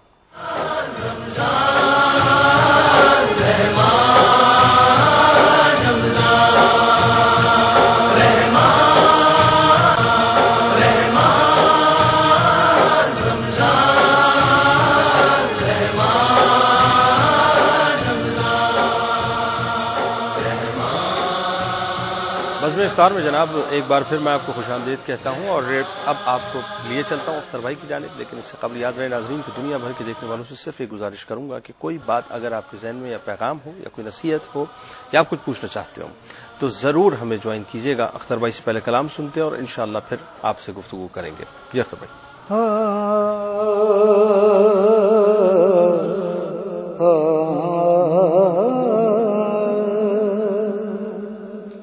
मुफलिसे जिंदगी अब ना समझे कोई, मुफलिसे जिंदगी अब ना समझे कोई, मुझको इश्क़े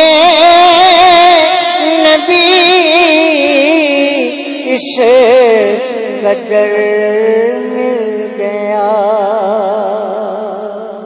जगमगाए न क्यों मेरा अक्से दरों, जगमगाए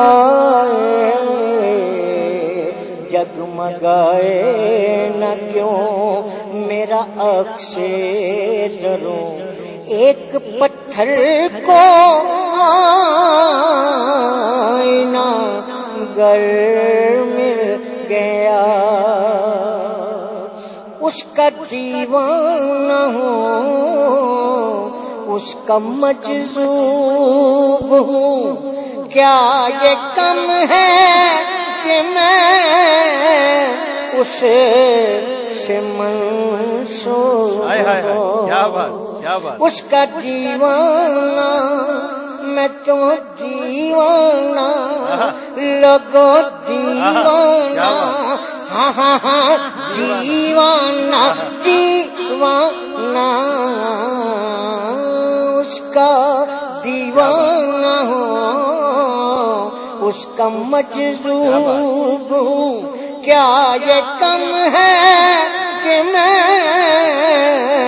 उसे मंसूब हूँ। सरहदे हशर तक जाऊंगा बेधड़क, मुझको इतना तो ज़्यादे सफर मिल गया, मुफलिसे जिंदगी। ज़हन बेरंग था,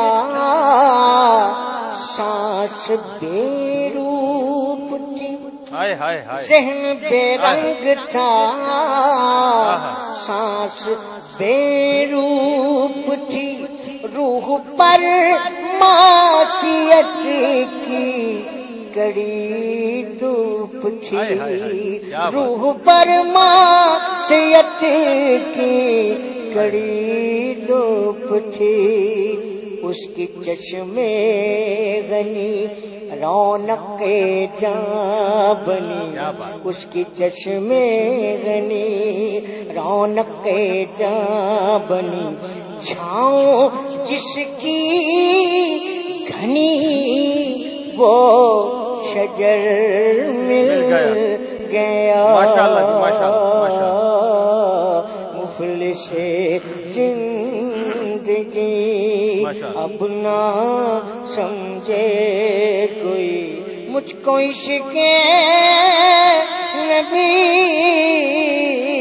اسے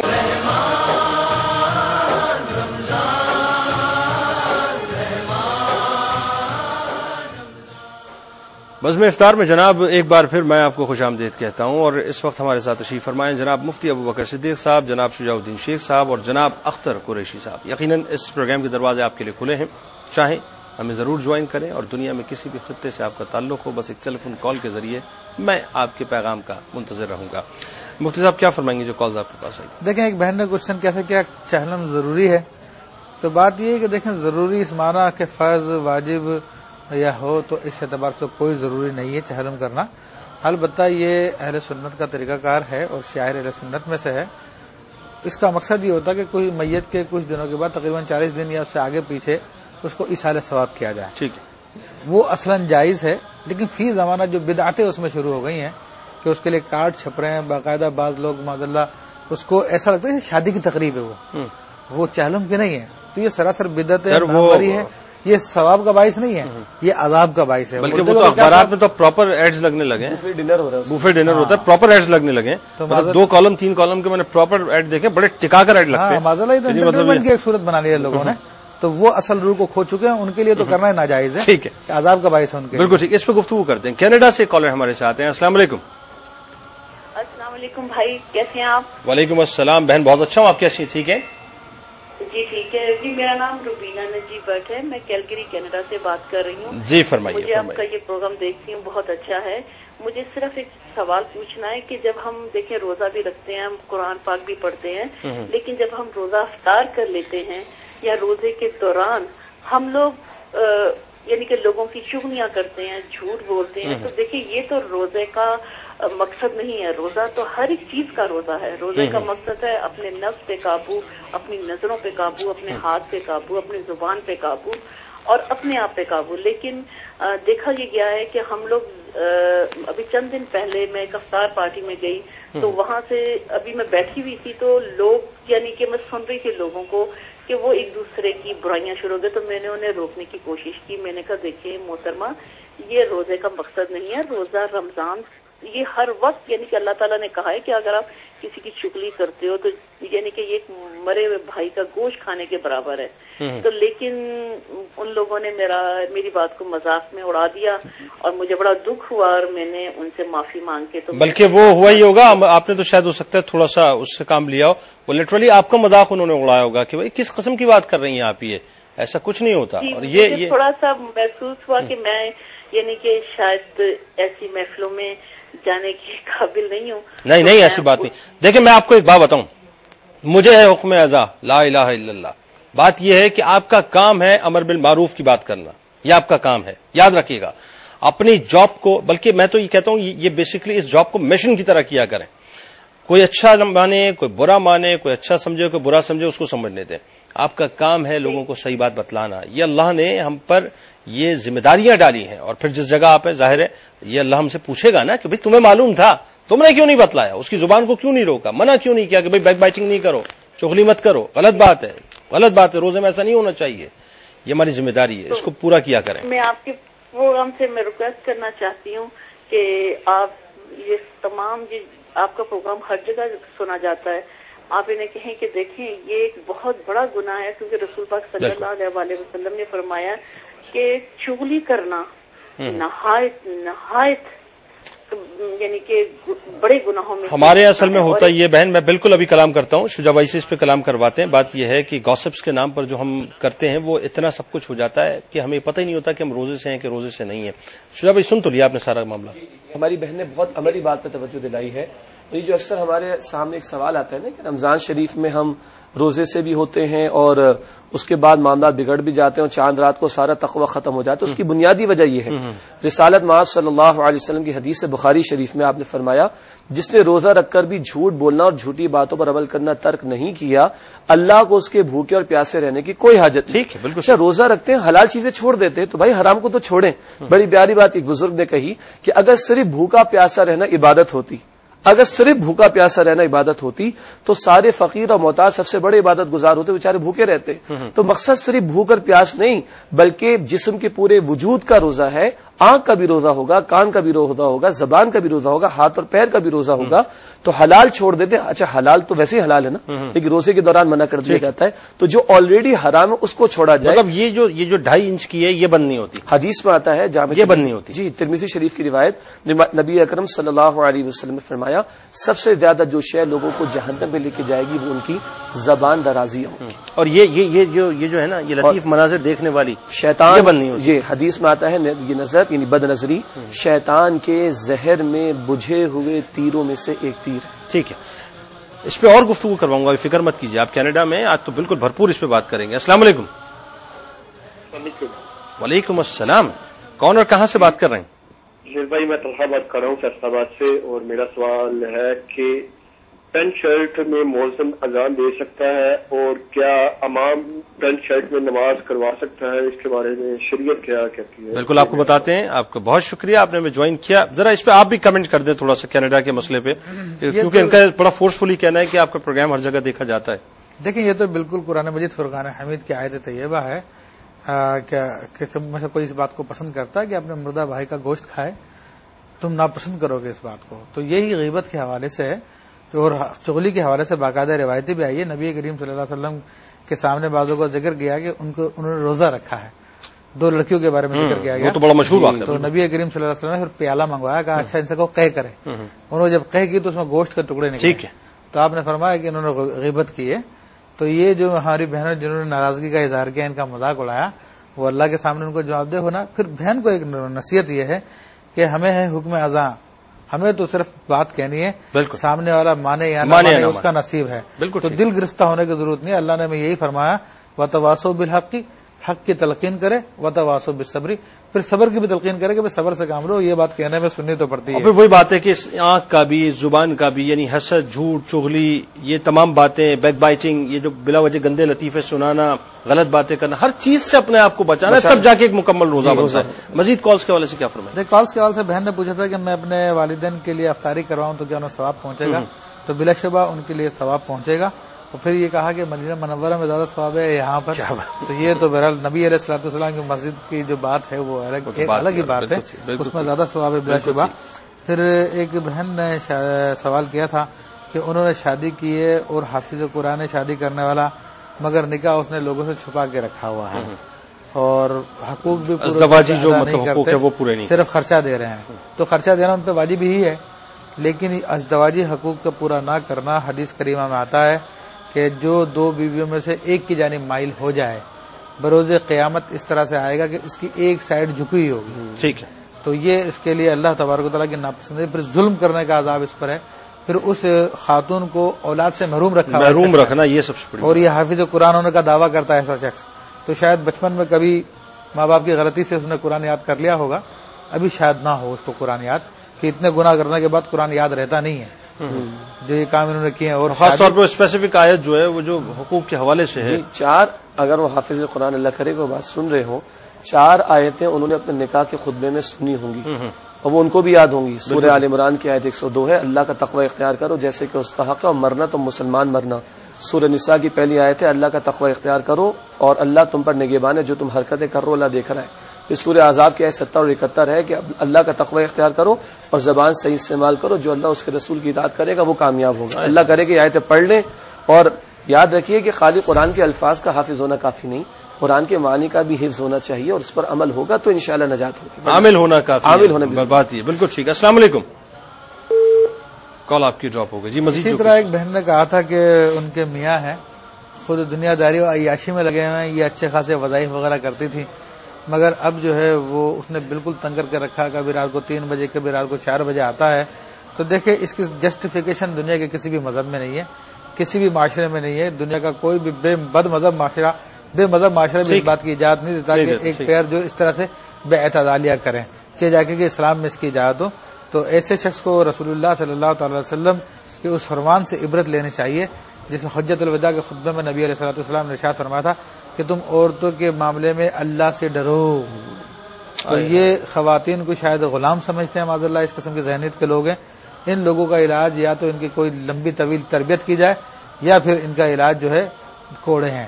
اچھا، تو ان کو لگیں تو پھر ان کی عقل ٹھکانے. وہ درے کون مارے گا ان کو پھر؟ اب تو یہ تو بات ہے، مسئلہ ہے.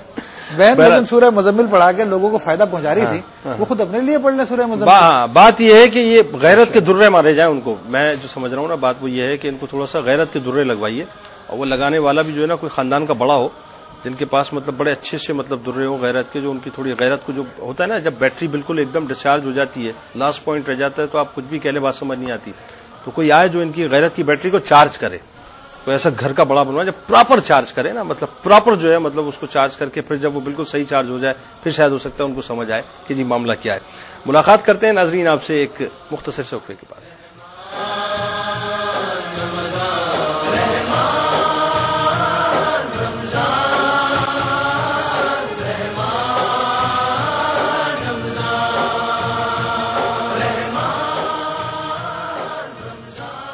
بزم افطار میں جناب ایک بار پھر میں آپ کو خوش آمدید کہتا ہوں. اس وقت ہمارے ساتھ تشریف فرمائیں جناب مفتی ابوبکر صدیق صاحب، جناب شجاع الدین شیخ صاحب اور جناب اختر قریشی صاحب.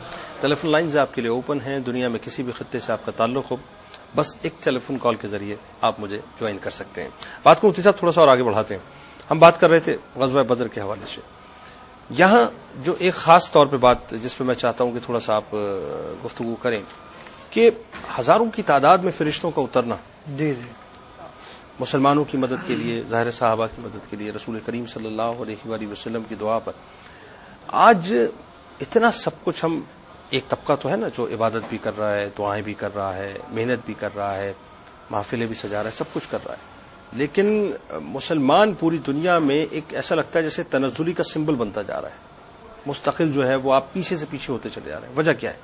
دیکھیں، اس کی وجہ جو نظر آتی ہے، ہمارے زمانے کے جو قیادت ہے، ہمارے زمانے کے جو لیڈران ہیں، جو قوم کو چلا رہے ہیں، ان کے اندر وہ صفات نہیں ہیں جو سرور عالم صلی اللہ تعالی علیہ وسلم میں پائی جاتی تھی، نہ ان کی پیروی کی کوشش کی جاتی ہے پورے طور پر. آج ہماری قوم کا جو بھی لیڈر ہے ہمیں یہ تو کہتا ہے کہ تم غزوہ بدر کا ماحول پیدا کرو، مگر وہ نبی کریم صلی اللہ تعالی علیہ وسلم کی سنت مبارکہ کے آپ پہ ون لگا ہوا لباس پہن لیا کرتے تھے، وہ ہمارے کسی بھی لیڈر میں نظر نہیں آتی. نبی علیہ الصلوۃ والسلام کی دیگر تعلیمات کے لیے وہ ہمیں کہتا ہے کہ تم توکل کرو، مگر وہ نبی علیہ الصلوۃ والسلام 2 دن فاقہ کیا کرتے تھے، وہ اس کے یہاں پہ نظر نہیں آتا. وہ ہمارا لیڈر ہم سے کہتا ہے کہ تم لوگ خوف نہ کرو، ڈرو مت، لیکن خود اپنے ساتھ گارڈز کی پوری فوج لے کے گھوم رہا ہوتا ہے ہمارا لیڈر، جو ہمیں چلا رہا ہے، اسلام کی طرف چلا رہا ہے. تو اب یہ ساری کی ساری باتیں اگر ہم ایک ایک کر کے تولتے چلے جائیں تو کوئی بات بھی تو وہ نہیں پائی جاتی ہمارے رہنماؤں میں جو رسول اکرم صلی اللہ علیہ وسلم میں پائی جاتی تھی. بالکل صحیح. رسول اکرم صلی اللہ علیہ وسلم نے دنیا سے پرہیز فرمایا، اور ہم لوگ لیڈری اختیار اس لیے کرتے ہیں کہ زیادہ سے زیادہ دنیا ہمارے پاس آ جائے. صحیح، دنیا ہمارے پاس آ جائے، گارڈز ہونے چاہیے، گاڑیاں ہونی چاہیے. رسول کریم صلی اللہ تعالی وسلم اللہ کے دشمن سے دشمنی رکھی، اور آج ہم لوگ اپنے بچوں کو ان کے ملکوں میں پڑھانے میں فخر محسوس کرتے ہیں. بالکل ٹھیک ہے. اس کی نیشنلٹی حاصل کرنے میں فخر محسوس کرتے ہیں کہ ہمارا بیٹا وہاں پہ، ہماری نیشنلٹی اس شہر کی ہے. تو کہاں سے وہ فضائے بدر پیدا ہوگی، کہاں سے فرشتے؟ بالکل وہی بات. بلکہ وہ ایک مجھے وہ یاد آتا ہے واقعہ کہ ایک مولوی صاحب جو ہے اپنی واز میں مستقل یہ کہہ رہے تھے کہ بسم اللہ شریف کی برکت یہ ہے، بسم اللہ شریف کی برکت یہ ہے، بسم اللہ شریف کی برکت. پورا خطاب بسم اللہ شریف پہ تھا کہ جی اس حد تک برکت ہے کہ اگر انسان میں بھروسہ اور توکل اور بسم اللہ پڑھ کے اگر وہ سمندر کے اوپر سے چل کے جانا چاہے تو چلا جائے. وہ ایک دیہاتی تقریر سن رہا تھا، خیر اس پہ وہ جذبہ ایمانی تو پھر تو غالب آتا ہے نا. اس نے وہ تقریر سنی مولوی صاحب کی، بسم اللہ پڑھ کے سمندر پہ چلنا شروع کر دیا، پار ہو گیا جی.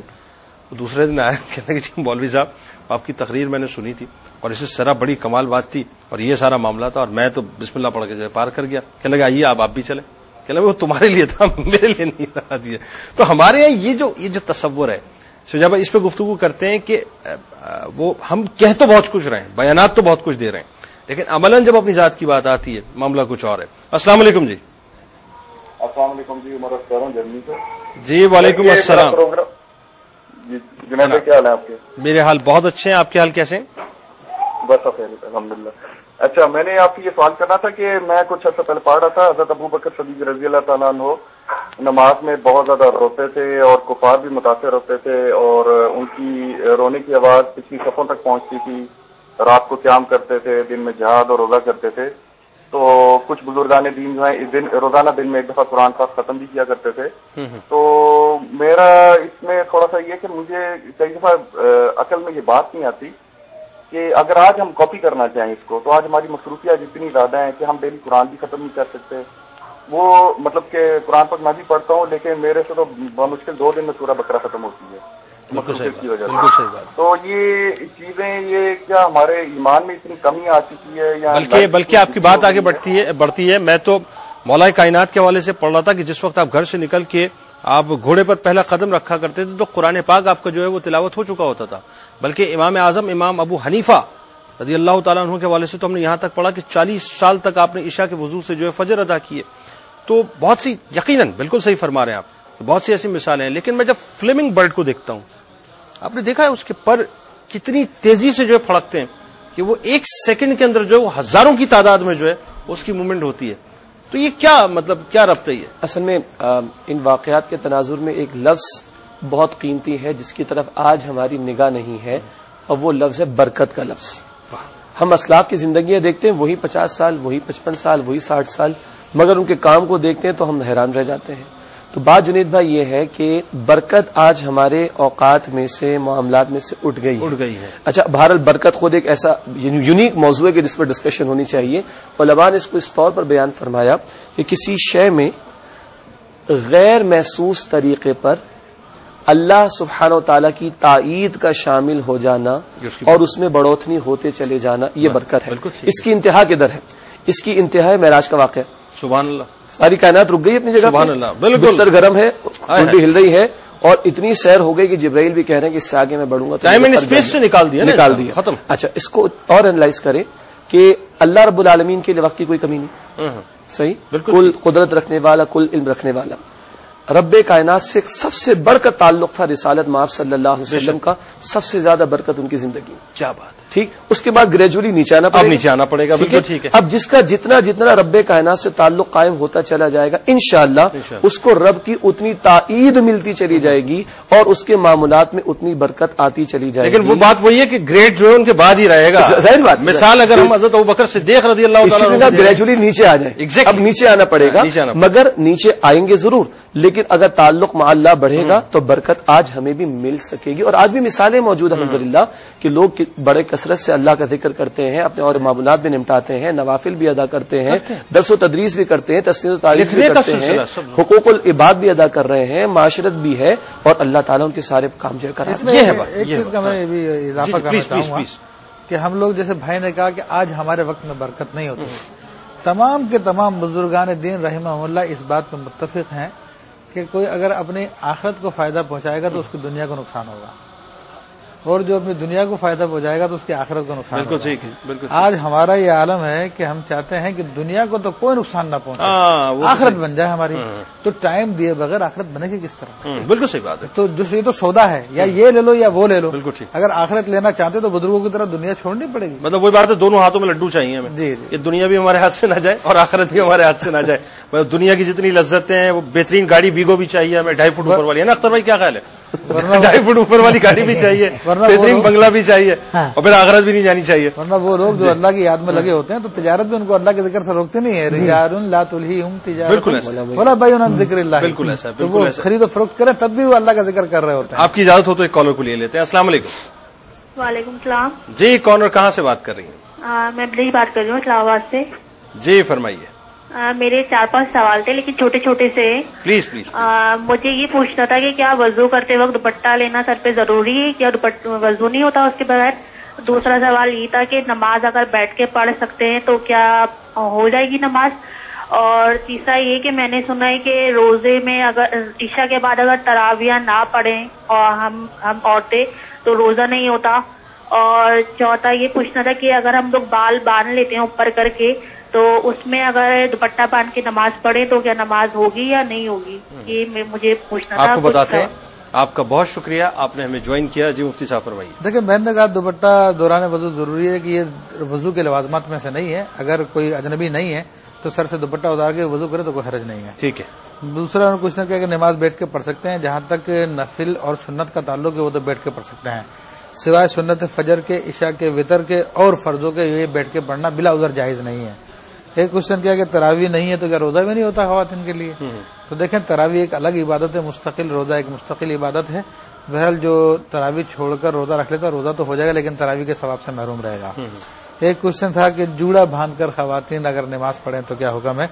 تو فقہاء کرام نے جو جوڑا باندھنا مکروہ لکھا وہ مردوں کے لیے لکھا ہے. عورتیں اگر جوڑا باندھ کے نماز پڑھتی ہیں تو اس میں کوئی حرج نہیں ہے. اچھا ٹھیک ہے، کوشچن نمبر کے. اچھا اب مجھے بتائیے شجاع بھائی کہ جب یہ بات طے ہو گئی کہ جی ہمارے یہاں جو ہے وہ توکل بھی نہیں ہے، ہم جو ہے آج اس انداز سے فیت نہیں کر رہے جس انداز سے ہونا چاہیے، اور پھر ظاہر ہے وہی وجہ ہے کہ فرشتے پھر اتر بھی نہیں رہے. اس پہ گفتگو کرتے ہیں.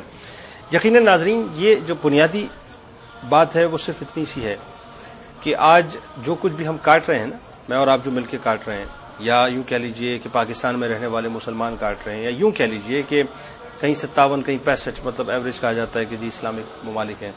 تو یہ جو ہمارے اسلامی ممالک ہیں ناظرین، یہ جو کاٹ رہے ہیں بنیادی طور پہ کیوں کاٹ رہے ہیں؟ تقریر تو بہت ہے، گفتگو تو بہت ہے، بحث و مباحثہ تو بہت ہے، بلند بانگ دعوے تو بہت ہے ناظرین، بیانات اخبارات کے بہت ہے، سپر لیڈ لگتی ہے اخبارات میں کہ جی آج اس لیڈر نے یہ بات کہی ہے. لیکن وہی بات جو مفتی صاحب نے کہی، پیوند لگا ہوا کپڑا پہننے کو تیار کوئی نہیں ہے. توکل کی ہدایت دینے والے بہت ملیں گے، اپنے آپ کو بھوکا پیاسا رکھنے والا کوئی نہیں ہے. قناعت کی بات کرنے والے تو بہت ملیں گے لیکن قناعت پسند آپ کو کوئی نظر نہیں آئے گا. اللہ پر بھروسہ کرنے والے تو بہت باتیں کرنے والے نظر آئیں گے لیکن بغیر گائیڈز کے نکلنے والا کوئی نظر نہیں آئے گا. ملاقات کرتے ہیں آپ سے ناظرین ایک مختصر صفحے کے بعد. جب کفار کے جاسوس نے آگے سروے کیا تو انہوں نے جا کے بتایا کہ میں نے ایسے لوگ دیکھے ہیں کہ جن کے سانپوں کی طرح ان کے منہ سے پھنکاریں نکل رہی ہیں اور وہ لوگ زندگی سے زیادہ موت کو محبوب رکھتے ہیں. بالکل ٹھیک ہے. السلام علیکم جی. السلام علیکم. وعلیکم السلام. کون صاحب اور کہاں سے؟ بچوں سے بات کر دیجیے آپ. ٹیلی ویژن کی آواز کو بند کر دیں. ٹیلی ویژن کی آواز بند، مجھ سے بالکل بات کریں، ٹیلی ویژن کی آواز بند کر دیں پلیز. آپ کی کال ڈراپ ہو گئی شاید. جی تو بات ہو رہی تھی کہ آپ نے یہ فرمایا کہ ان کے توکل کا عالم یہ تھا کہ وہ موت سے زیادہ محبت کرتے تھے کیونکہ ان کو موت میں زندگی نظر آتی تھی. کہتے ہیں مرنے کے بعد جی دنیا قید خانہ ہمارے لیے ہے، اس سے ہمیں رہائی مل جائے گی. ایک صحابی رسول صلی اللہ علیہ وسلم کا واقعہ آتا ہے کہ ہاتھ میں کھجوریں ہیں اور میدان جنگ ہے. تو نبی علیہ صلی اللہ علیہ وسلم سے پوچھا کہ رسول اللہ اس کا کیا بدلا؟ فرمایا جنت ہے جس کا چوڑائی زمین و آسمان ہے. تو کھجوریں کھاتے کھاتے پھینک دی، کہا کہ جتنی دیر کھاتا رہوں گا اتنی دیر جنت سے دور رہوں گا میں. تو پھینک کر تلوار لے کر دشمنوں کے درمیان گھس کر اپنی جان دے دی، اسی وقت جنت میں داخل ہو گئے. تو آج ہم لوگ جو ہے اسی دنیا کی نعمتوں کو سب کچھ سمجھنے لگے ہیں، آخرت کو بمانا واقعی دور کے معنوں میں لے لیا ہم نے اور اس کو فراموش کر دیا. بالکل فراموش. اور دنیا کو سب کچھ سمجھ رکھا کہ اس کی اچھائیاں، اس کی بلائیاں جو ظاہری طور پہ اچھائیاں نہیں ہیں وہ مل جائیں بس وہی سب. بالکل ٹھیک ہے. السلام علیکم جی. السلام علیکم. وعلیکم السلام. کون اور کہاں سے بات کر رہی ہیں؟ جی جناب میں اپنا نام نہیں بتانا چاہتی. میرے 2-3 سوال ہیں. ایک تو یہ کہ 1 سال پہلے نا مطلب میرا وہ کام ابھی تک نہیں ہوا جس کی وجہ سے نا میں پریشان تھی. تو مجھے نا 3 دفعہ بلکہ نا ایک دفعہ نبی پاک صلی اللہ علیہ وسلم کی طرف سے مجھے میسج ملا ہے کہ آپ 313 بار درود پاک پڑھو گے تو آپ کا یہ کام ہو جائے گا. دین اس کے بعد مجھے یہ اشارہ ملا کہ 3 دفعہ سورہ بقرہ پڑھو گے. یہ سورہ بقرہ والا جو خواب تھا نا اس میں یہ تھا کہ مجھے یہ نہیں کنفرم تھا کہ مجھے ابھی تک بھی یہ یاد نہیں کہ انہوں نے مجھے روزانہ پڑھنے کے لیے کہی ہے یا ایک دن پڑھنے کے لیے کہی، لیکن وہ میں نے نہیں پڑھی ہے. تو 313 بار درود پاک ہے وہ میں تقریباً 3-4 ماہ لگاتار پڑھتی رہی. پرابلم یہ ہے کہ آپ، میرا خیال ہے کہ شاید یہ آپ کا جو کال ہے وہ بشیر فاروقی صاحب سے متعلق ہے. تو میں گزارش کروں گا MCR سے آپ ڈیٹیلز لے لیں، لیکن اس کے بعد کوئی بات اگر ہے تو وہ مجھے بتا دیجئے، جو آپ کی کنسرن بات ہے وہ بتا دیجئے. اس کے بعد یہ بات ہے کہ میں پریشان رہتی ہوں اس وجہ سے.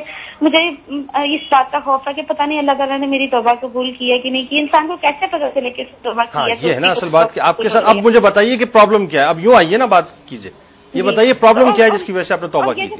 اور جو مجھے مطلب مجھ سے کچھ گناہ ہو گئے تھے، ماضی میں ہو گئے تھے، جن کی وجہ سے میں ٹھیک ہے، میں سمجھ گیا بالکل آپ کا مسئلہ سمجھ گیا. تو رہیے جناب ہمارے ساتھ، اور یقیناً ہم آپ کے ساتھ ہیں. ملاقات ہوتی ہے آپ سے ایک مختصر وقفے کے بعد. چلا ہے نا آئٹم، وہ مزہ آئے گا، کیونکہ خلوت سے بات جلوت کی نکلے گی نا. جی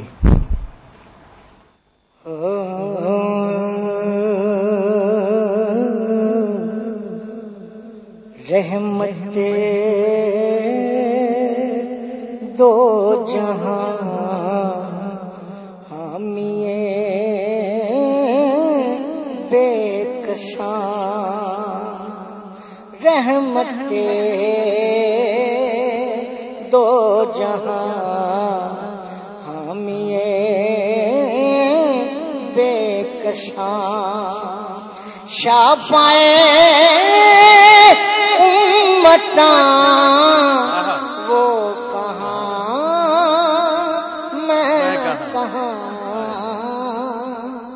رہبراں سرورے سروراں، تاجدار شہاں وہ کہاں میں کہاں، رحمت دو جہاں حامیے بے کساں، ان کی خوشبو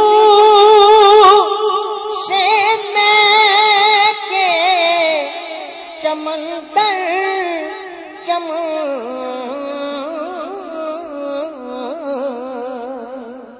تذکرے آپ کے انجمن انجمن، چاند کی چاندنی تاروں کی روشنی، ان کے رخ سے عیاں وہ کہاں میں کہاں،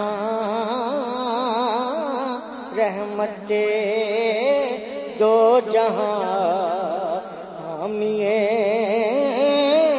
بے کساں، مالکا کچھ نوا دل ربا دل کشا،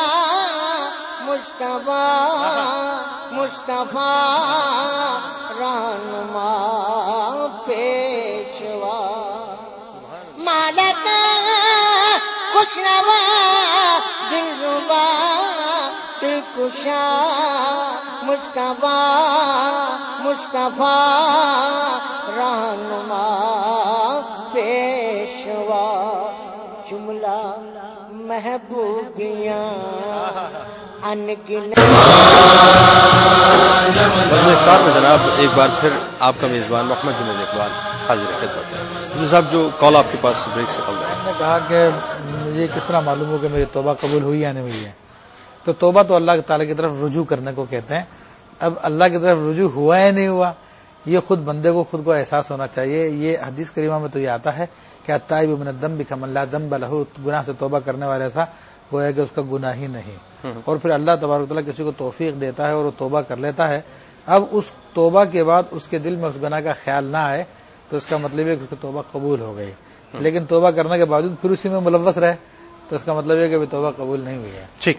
اچھا شجاع بھائی ایک بات ہی بتائیے، ایک چیز جو بہت اہم اس پورے غزوے کے اندر ہمیں نظر آتی ہے وہی نظر آتی ہے کہ ایک طرف وسائل کا انبار ہے، 1000 کے قریب لشکر ہے، جیسا کہ میں نے اسٹارٹنگ میں تعداد بتائی کہ اتنی کثرت میں گھوڑے زریں دیگر چیزیں موجود ہیں، اور دوسری طرف جو 313 مسلمان ہیں وہ بھی نہیں ہیں، بھوکے ہیں پیاسے ہیں، اور پھر سامان بھی موجود نہیں ہے. بظاہر دنیا کے اعتبار سے دیکھا جائے تو ظاہر ہے وہاں پہ پوزیشن بڑی سخت تھی. پھر فرشتوں کا اترنا مدد کے لیے وہ ایک الگ معاملہ ہوا. تو پریکٹیکلی بھی اگر دیکھا جائے تو آج بھی اگر یہ صورتحال ہو تو انسان اگر یہ اسباب پہ نظر نہ کرے اور مسبب الاسباب پہ نظر کرے تو آج بھی معاملہ جو ہے وہ بالکل اپنے اس کے حق میں ہو سکتا ہے، اس کے حق میں ہو سکتا ہے. اس میں ایک وضاحت ضروری ہے، ہم اسباب کی نفی نہیں کرتے.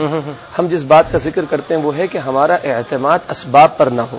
اور سرکار دو عالم صلی اللہ علیہ وسلم کی حدیث بہت واضح کہ اونٹ کو باندھو اور اللہ پر توکل کرو.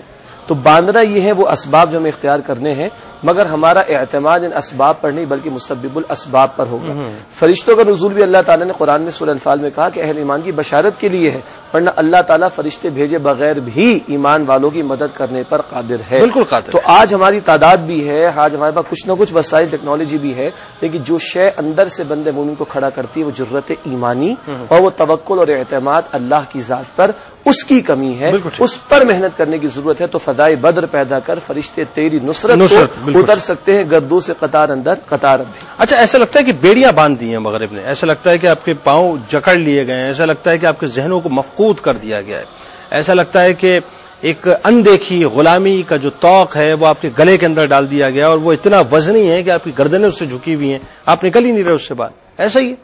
بالکل آپ نے صحیح کہا، اور اس کے لیے باقاعدہ 1 سال کی 2 سال کی نہیں، یہ سینکڑوں سالوں کی پلاننگ ہے، اور یہ سیدنا سلطان صلاح الدین ایوبی رحمۃ اللہ علیہ کے زمانے سے اس وقت سے یہ سازشیں چل رہی ہیں، اور پورے کے پورے طریقے سے مسلمانوں پر جب انہوں نے ظاہری طور پہ طاقت کے ذریعے غلبہ حاصل کرنے کی کوشش کی تو انہوں نے دیکھا کہ ہم کسی بھی میدان میں مسلمانوں سے طاقت پہ نہیں جیت سکتے، ان کا اللہ پہ توکل ہے۔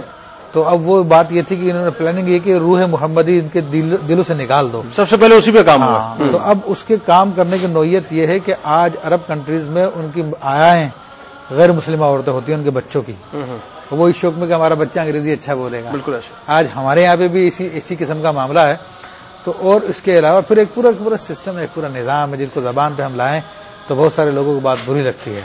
بات یہ کہ اپنے آپ کو جب تک ہم لوگ محمد رسول اللہ صلی اللہ علیہ وسلم کی غلامی میں داخل نہیں کریں گے، اپنے معیارات قرآن و سنت کے ترازو میں پرکھنے نہیں شروع کریں گے، تب تک ہمارے معاملات درست نہیں ہو سکتے۔ آج ہم لوگ اپنی اچھائی و بھلائی کے معیارات کو یورپ پہ تول رہے ہیں، حالانکہ ڈاکٹر اقبال نے حقیقت کو پہلے بتایا تھا کہ اپنی ملت کو قیاس اقوام مغرب پہ نہ کر، خاص ترکیب میں قوم رسول ہاشمی۔ تو آج بھی اگر ہم اپنا رابطہ جوڑ لیں تو انشاءاللہ تبارک و تعالیٰ پھر معاملہ درست ہو سکتے ہیں۔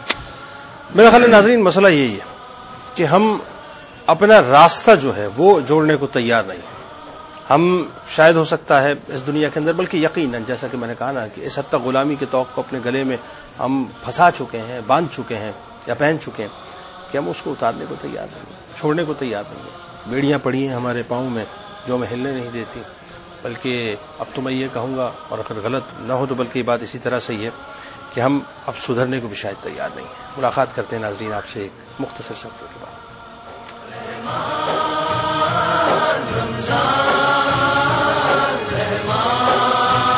ٹھیک ہے، اور مفتی صاحب آپ کیا فرمائیں گے؟ دیکھیں، اس حوالے سے جیسے کہ حضرت نے بیان کیا کہ یہ ان چیزوں کی ضرورت ہے ہمیں، لیکن اس کے ساتھ ساتھ ایک چیز یہ بھی ضروری ہے کہ رسم و رواج وہ انسان کی دلی کیفیت بھی بناتے ہیں اور اس کی دماغی کیفیت بھی بناتے ہیں۔ آج ہم اپنے معاشرے میں دیکھتے ہیں کہ ایسے فالتو کام اتنے زور و شور سے کیے جاتے ہیں کہ گویا کہ وہ ہمارے دین کا حصہ رکھتے ہیں معذاللہ، جیسا کہ ویلنٹائن ڈے ہے، بسنت ہمارے یہاں پہ منایا جاتا ہے، اور اس کے لیے ہمارے نام کے سو کالڈ دانشور حضرات وہ بھی بڑے ان کی حمایتوں میں باتیں کرتے ہوئے نظر آتے ہیں، اور ہر ٹیلی ویژن پر، ہر جگہ، گلیوں محلوں چوکوں میں معذاللہ اب یہ کام ہونے لگے ہیں۔ تو وہ دن قابل نہیں کہ انہیں منایا جائے، ان سے تو نفرت کی جائے۔ یہ دن ہے بدر کا دن، جو اسلام کی فتح کا دن ہے، مسلمانوں کی فتح کا دن ہے، عزت کا دن ہے، اللہ کی رحمت کا دن ہے، کرم کا دن ہے۔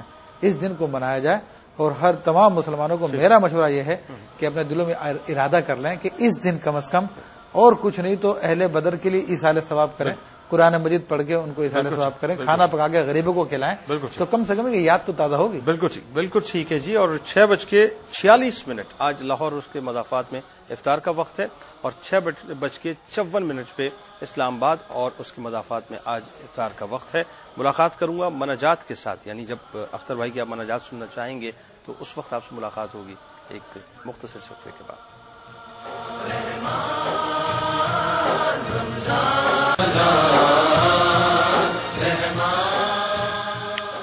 بزم افطار میں جناب ایک بار پھر میں آپ کو خوش آمدید کہتا ہوں ناظرین، اور یقیناً اس وقت ہم افطار کی جانب آہستہ آہستہ بڑھ رہے ہیں۔ 7:06 آج کراچی اور اس کے مضافات میں افطار کا وقت ہے۔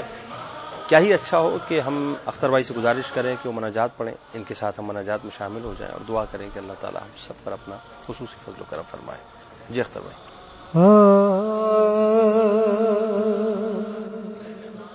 نصیب کھول دے میرا مدد کر میری اللہ نصیب کھول دے میرا مدد کر میری اللہ تو جنوں چاہے دے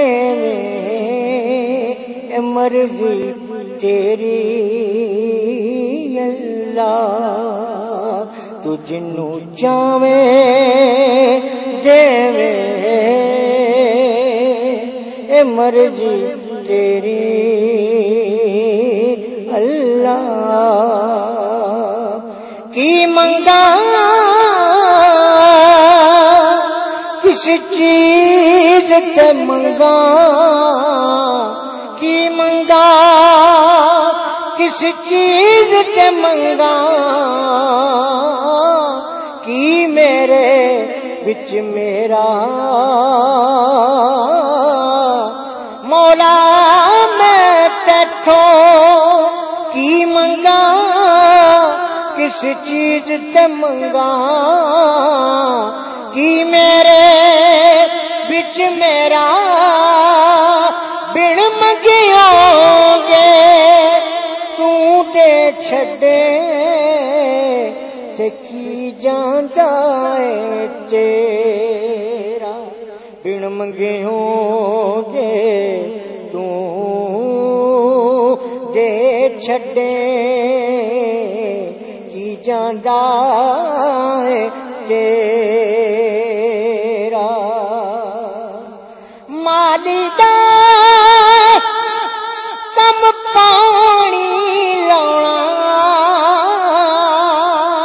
تے پر مشکاں پاوے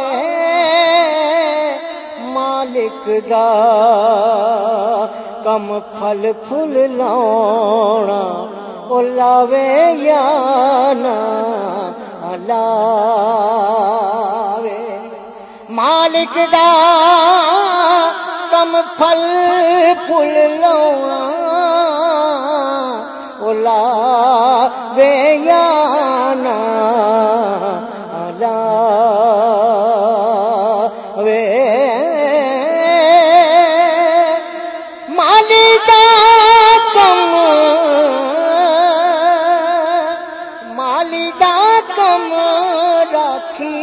کرنا پھل کچے ہوں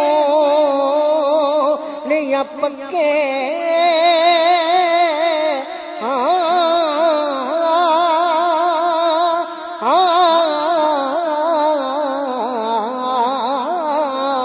مالی دا کم راکھی کرنا پھل کچے ہوں یا پکے مولا میں کی منگا کس چیز تے منگا کی میرے وچ میرا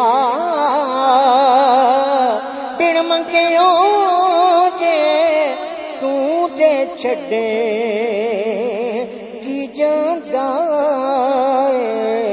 اے تیرا کی جاندا اے تیرا دیون کار تو مولا بنے تے اسی منگن لئی سوالی صدقہ اپنے پاک نبی دا اج کوئی نہ جاوے خالی اج کوئی نہ جاوے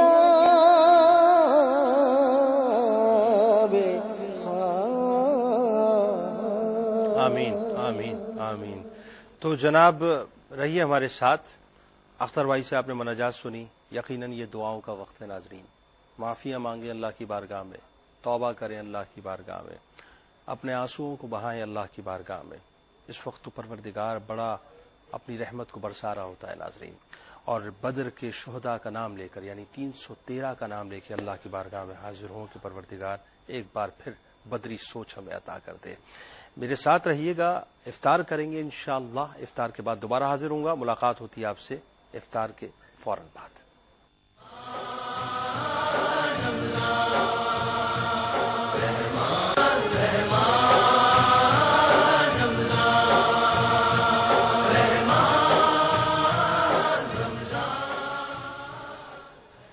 بزم افطار کے ساتھ ایک بار پھر آپ کا میزبان محمد جنید اقبال افطار کے بعد حاضر خدمت ناظرین۔ مفتی صاحب، میں آپ کا بہت مشکور ہوں، آپ اس پروگرام میں تشریف لائے، آپ کا بہت شکریہ۔ شجاع بھائی، آپ کا بہت شکریہ، آپ تشریف لائے، اور جناب اختر صاحب آپ کا بہت شکریہ، آپ اس پروگرام میں تشریف لائے۔ ایک مرتبہ ناظرین ہوا یہ کہ حضرت شیخ ابو سعید ابو الخیر رحمۃ اللہ علیہ صوفیوں کے ایک گروہ کے ساتھ ایک جگہ تشریف لے جا رہے تھے۔ سفر ہوتا رہا، لوگ چلتے رہے، گروہ ساتھ تھا، باتیں ہو رہی تھی۔ راستے میں اچانک ایک بیت الخلا نظر آیا، اس کے پاس سے اس گروہ کا گزر ہوا۔ شیخ صاحب وہاں پر رک گئے۔ گروہ میں جو 7 لوگ موجود تھے، یعنی جو صوفی موجود تھے، انہیں اس بو کی وجہ سے جو اس بیت الخلا سے آ رہی تھی اور غلاظت بکھری پڑی تھی وہاں پر، جس کی وجہ سے بہت ہی عجیب سا ماحول ہو رہا تھا، کراہت محسوس ہوئی اور لوگ منتشر ہونا شروع ہو گئے، رکنے کی بجائے منتشر ہونا شروع ہو گئے۔ اپنی ناک پہ ہاتھ رکھا، کوئی ادھر جا رہا ہے، کوئی ادھر جا رہا ہے، عجیب کیفیت سب میں ہو گئی۔ شیخ صاحب وہاں پر کھڑے ہو گئے۔ شیخ صاحب نے تمام لوگوں سے مخاطب ہو کر کہا کہ تم جانتے ہو کہ یہ جو غلاظت ہے یہ اس وقت تم لوگوں سے کیا کہہ رہی ہے؟ عرض کیا حضور ہم نہیں جانتے کیا کہہ رہی ہے۔ فرماتے ہیں وہ یہ کہہ رہی ہے کہ میں کل رات تک تو دکانوں کے اوپر اس شکل میں پڑی تھی جو تمہیں بہت زیادہ خوشنما نظر آتی تھی، اور بڑے پیسے دے دے کے، بہت قیمت دے دے کے مجھے قیمتی سمجھ کے تم لوگوں نے خریدا، اور ایک ہی رات میں اتنی نجس اور ناپاک اور کراہت والی ہو گئی کہ آج تم میرے سامنے کھڑے ہونے کو تیار نہیں ہو اور مجھ سے کراہت محسوس کر کے ادھر ادھر بھاگتے ہو۔ وہ یہ پیغام دیتی نظر آتی ہیں کہ بھاگنا تو تمہیں مجھ سے دور نہیں چاہیے، بلکہ مجھے تم سے دور بھاگنا چاہیے، اس لیے کہ جس کو تم کچھ نہیں سمجھ رہے ہو دراصل وہی اصل حقیقت ہے، اور وہ حقیقت یہ ہے کہ جس کے پیچھے تم دوڑ رہے ہو وہ ایک سراب ہے، اس کے علاوہ کچھ بھی نہیں ہے۔ بات ساری اتنی سی ہے ناظرین کہ انسان اس دنیا کے اندر جس دنیا کے پیچھے دوڑا کرتا ہے اور جس کے پیچھے سب کچھ کیا کرتا ہے، بے انتہا مال خرچ کرتا ہے، دولت خرچ کرتا ہے، آسائشوں کو خریدتا ہے، بازاروں سے جمع کر کر کے آسائشوں کو لا کے اپنے پاس رکھتا ہے کہ یہ آسائش میری ہے، کھانے پینے کی بہترین سی اشیاء تلاش کرتا ہے۔ حضرت شیخ ابو سعید ابو الخیر رحمۃ اللہ علیہ نے ایک چھوٹے سے واقعے میں انسان کو اس کی اصل حقیقت بتا دی کہ جس مال کی تلاش میں تم گھوما کرتے ہو، جن کھانے پینے کی بہترین سی اشیاء کے لیے تم پیسے دیا کرتے ہو اور قیمتی اشیاء کو تم خریدا کرتے ہو، وہ تمہارے پیٹ میں جانے کے بعد ایک دن کے بعد اس حد تک گندی اور بدبودار ہو جایا کرتی ہیں کہ تم اس کے قریب تک نہیں کھڑے ہو سکتے۔ دراصل اس دنیا کی حقیقت بھی یہی ہے کہ دنیا اللہ کے نزدیک اس سے زیادہ وقت نہیں رکھتی، لیکن تم نے اس دنیا کو سب کچھ سمجھ رکھا ہے اور تم اس دنیا کے پیچھے دوڑتے بھی ہو اور گھومتے بھی ہو۔ آج ناظرین بدری صحابہ کا تذکرہ تھا، آج بدری صحابہ بہت بات ہوئی تھی۔ ہم دنیا خریدنے کے لیے تو سب کچھ کیا کرتے ہیں، لیکن میں جب اس واقعے کو ڈسکس کر رہا تھا، جب اس واقعے پہ گفتگو کر رہا تھا، جب مفتیان سے گفتگو ہو رہی تھی ناظرین، تو میرے ذہن میں تو صرف ایک بات تھی، اور وہ بات یہ تھی کہ عشق کے کون سے پیالے رسول کریم صلی اللہ علیہ وآلہ وسلم نے ان صحابہ کو پلائے تھے ناظرین، جو اپنا سب کچھ سرکار مدینہ صلی اللہ علیہ وآلہ وسلم پر قربان کرنے کو تیار تھے۔ وہاں پر مال کی لالچ نہیں تھی، وہاں پر دولت کی لالچ نہیں تھی، وہاں پر دنیا کی لالچ نہیں تھی، وہاں پہ ناظرین جاؤ حشمت کی لالچ نہیں تھی، وہاں پر طاقت کی لالچ نہیں تھی، کرسی کی لالچ نہیں تھی، وہاں پر قوت کی لالچ نہیں تھی، وہاں پر اس بات کی لالچ نہیں تھی کہ ہم مر جائیں گے تو کیا ہوگا، اس دنیا کی عیش و عشرت ختم ہو جائے گی، اس دنیا کا پیار ختم ہو جائے گا، اس دنیا کی لذت ختم ہو جائے گی۔ وہاں پر کوئی ایسی بات نہیں تھی ناظرین، وہاں تو یہ بات تھی کہ جو ہمارے آقا و مولا صلی اللہ علیہ وآلہ وسلم نے فرما دیا، بس یہی ابتدا ہے اور یہی انتہا ہے۔ ناموس رسالت صلی اللہ علیہ وآلہ وسلم کا اس سے بہتر واقعہ ناظرین نظر نہیں آتا کہ جہاں پر بے سر و سامانی کی کیفیت ہے، جہاں پر ایک طرف طاقت ہے تو دوسری طرف کمزوری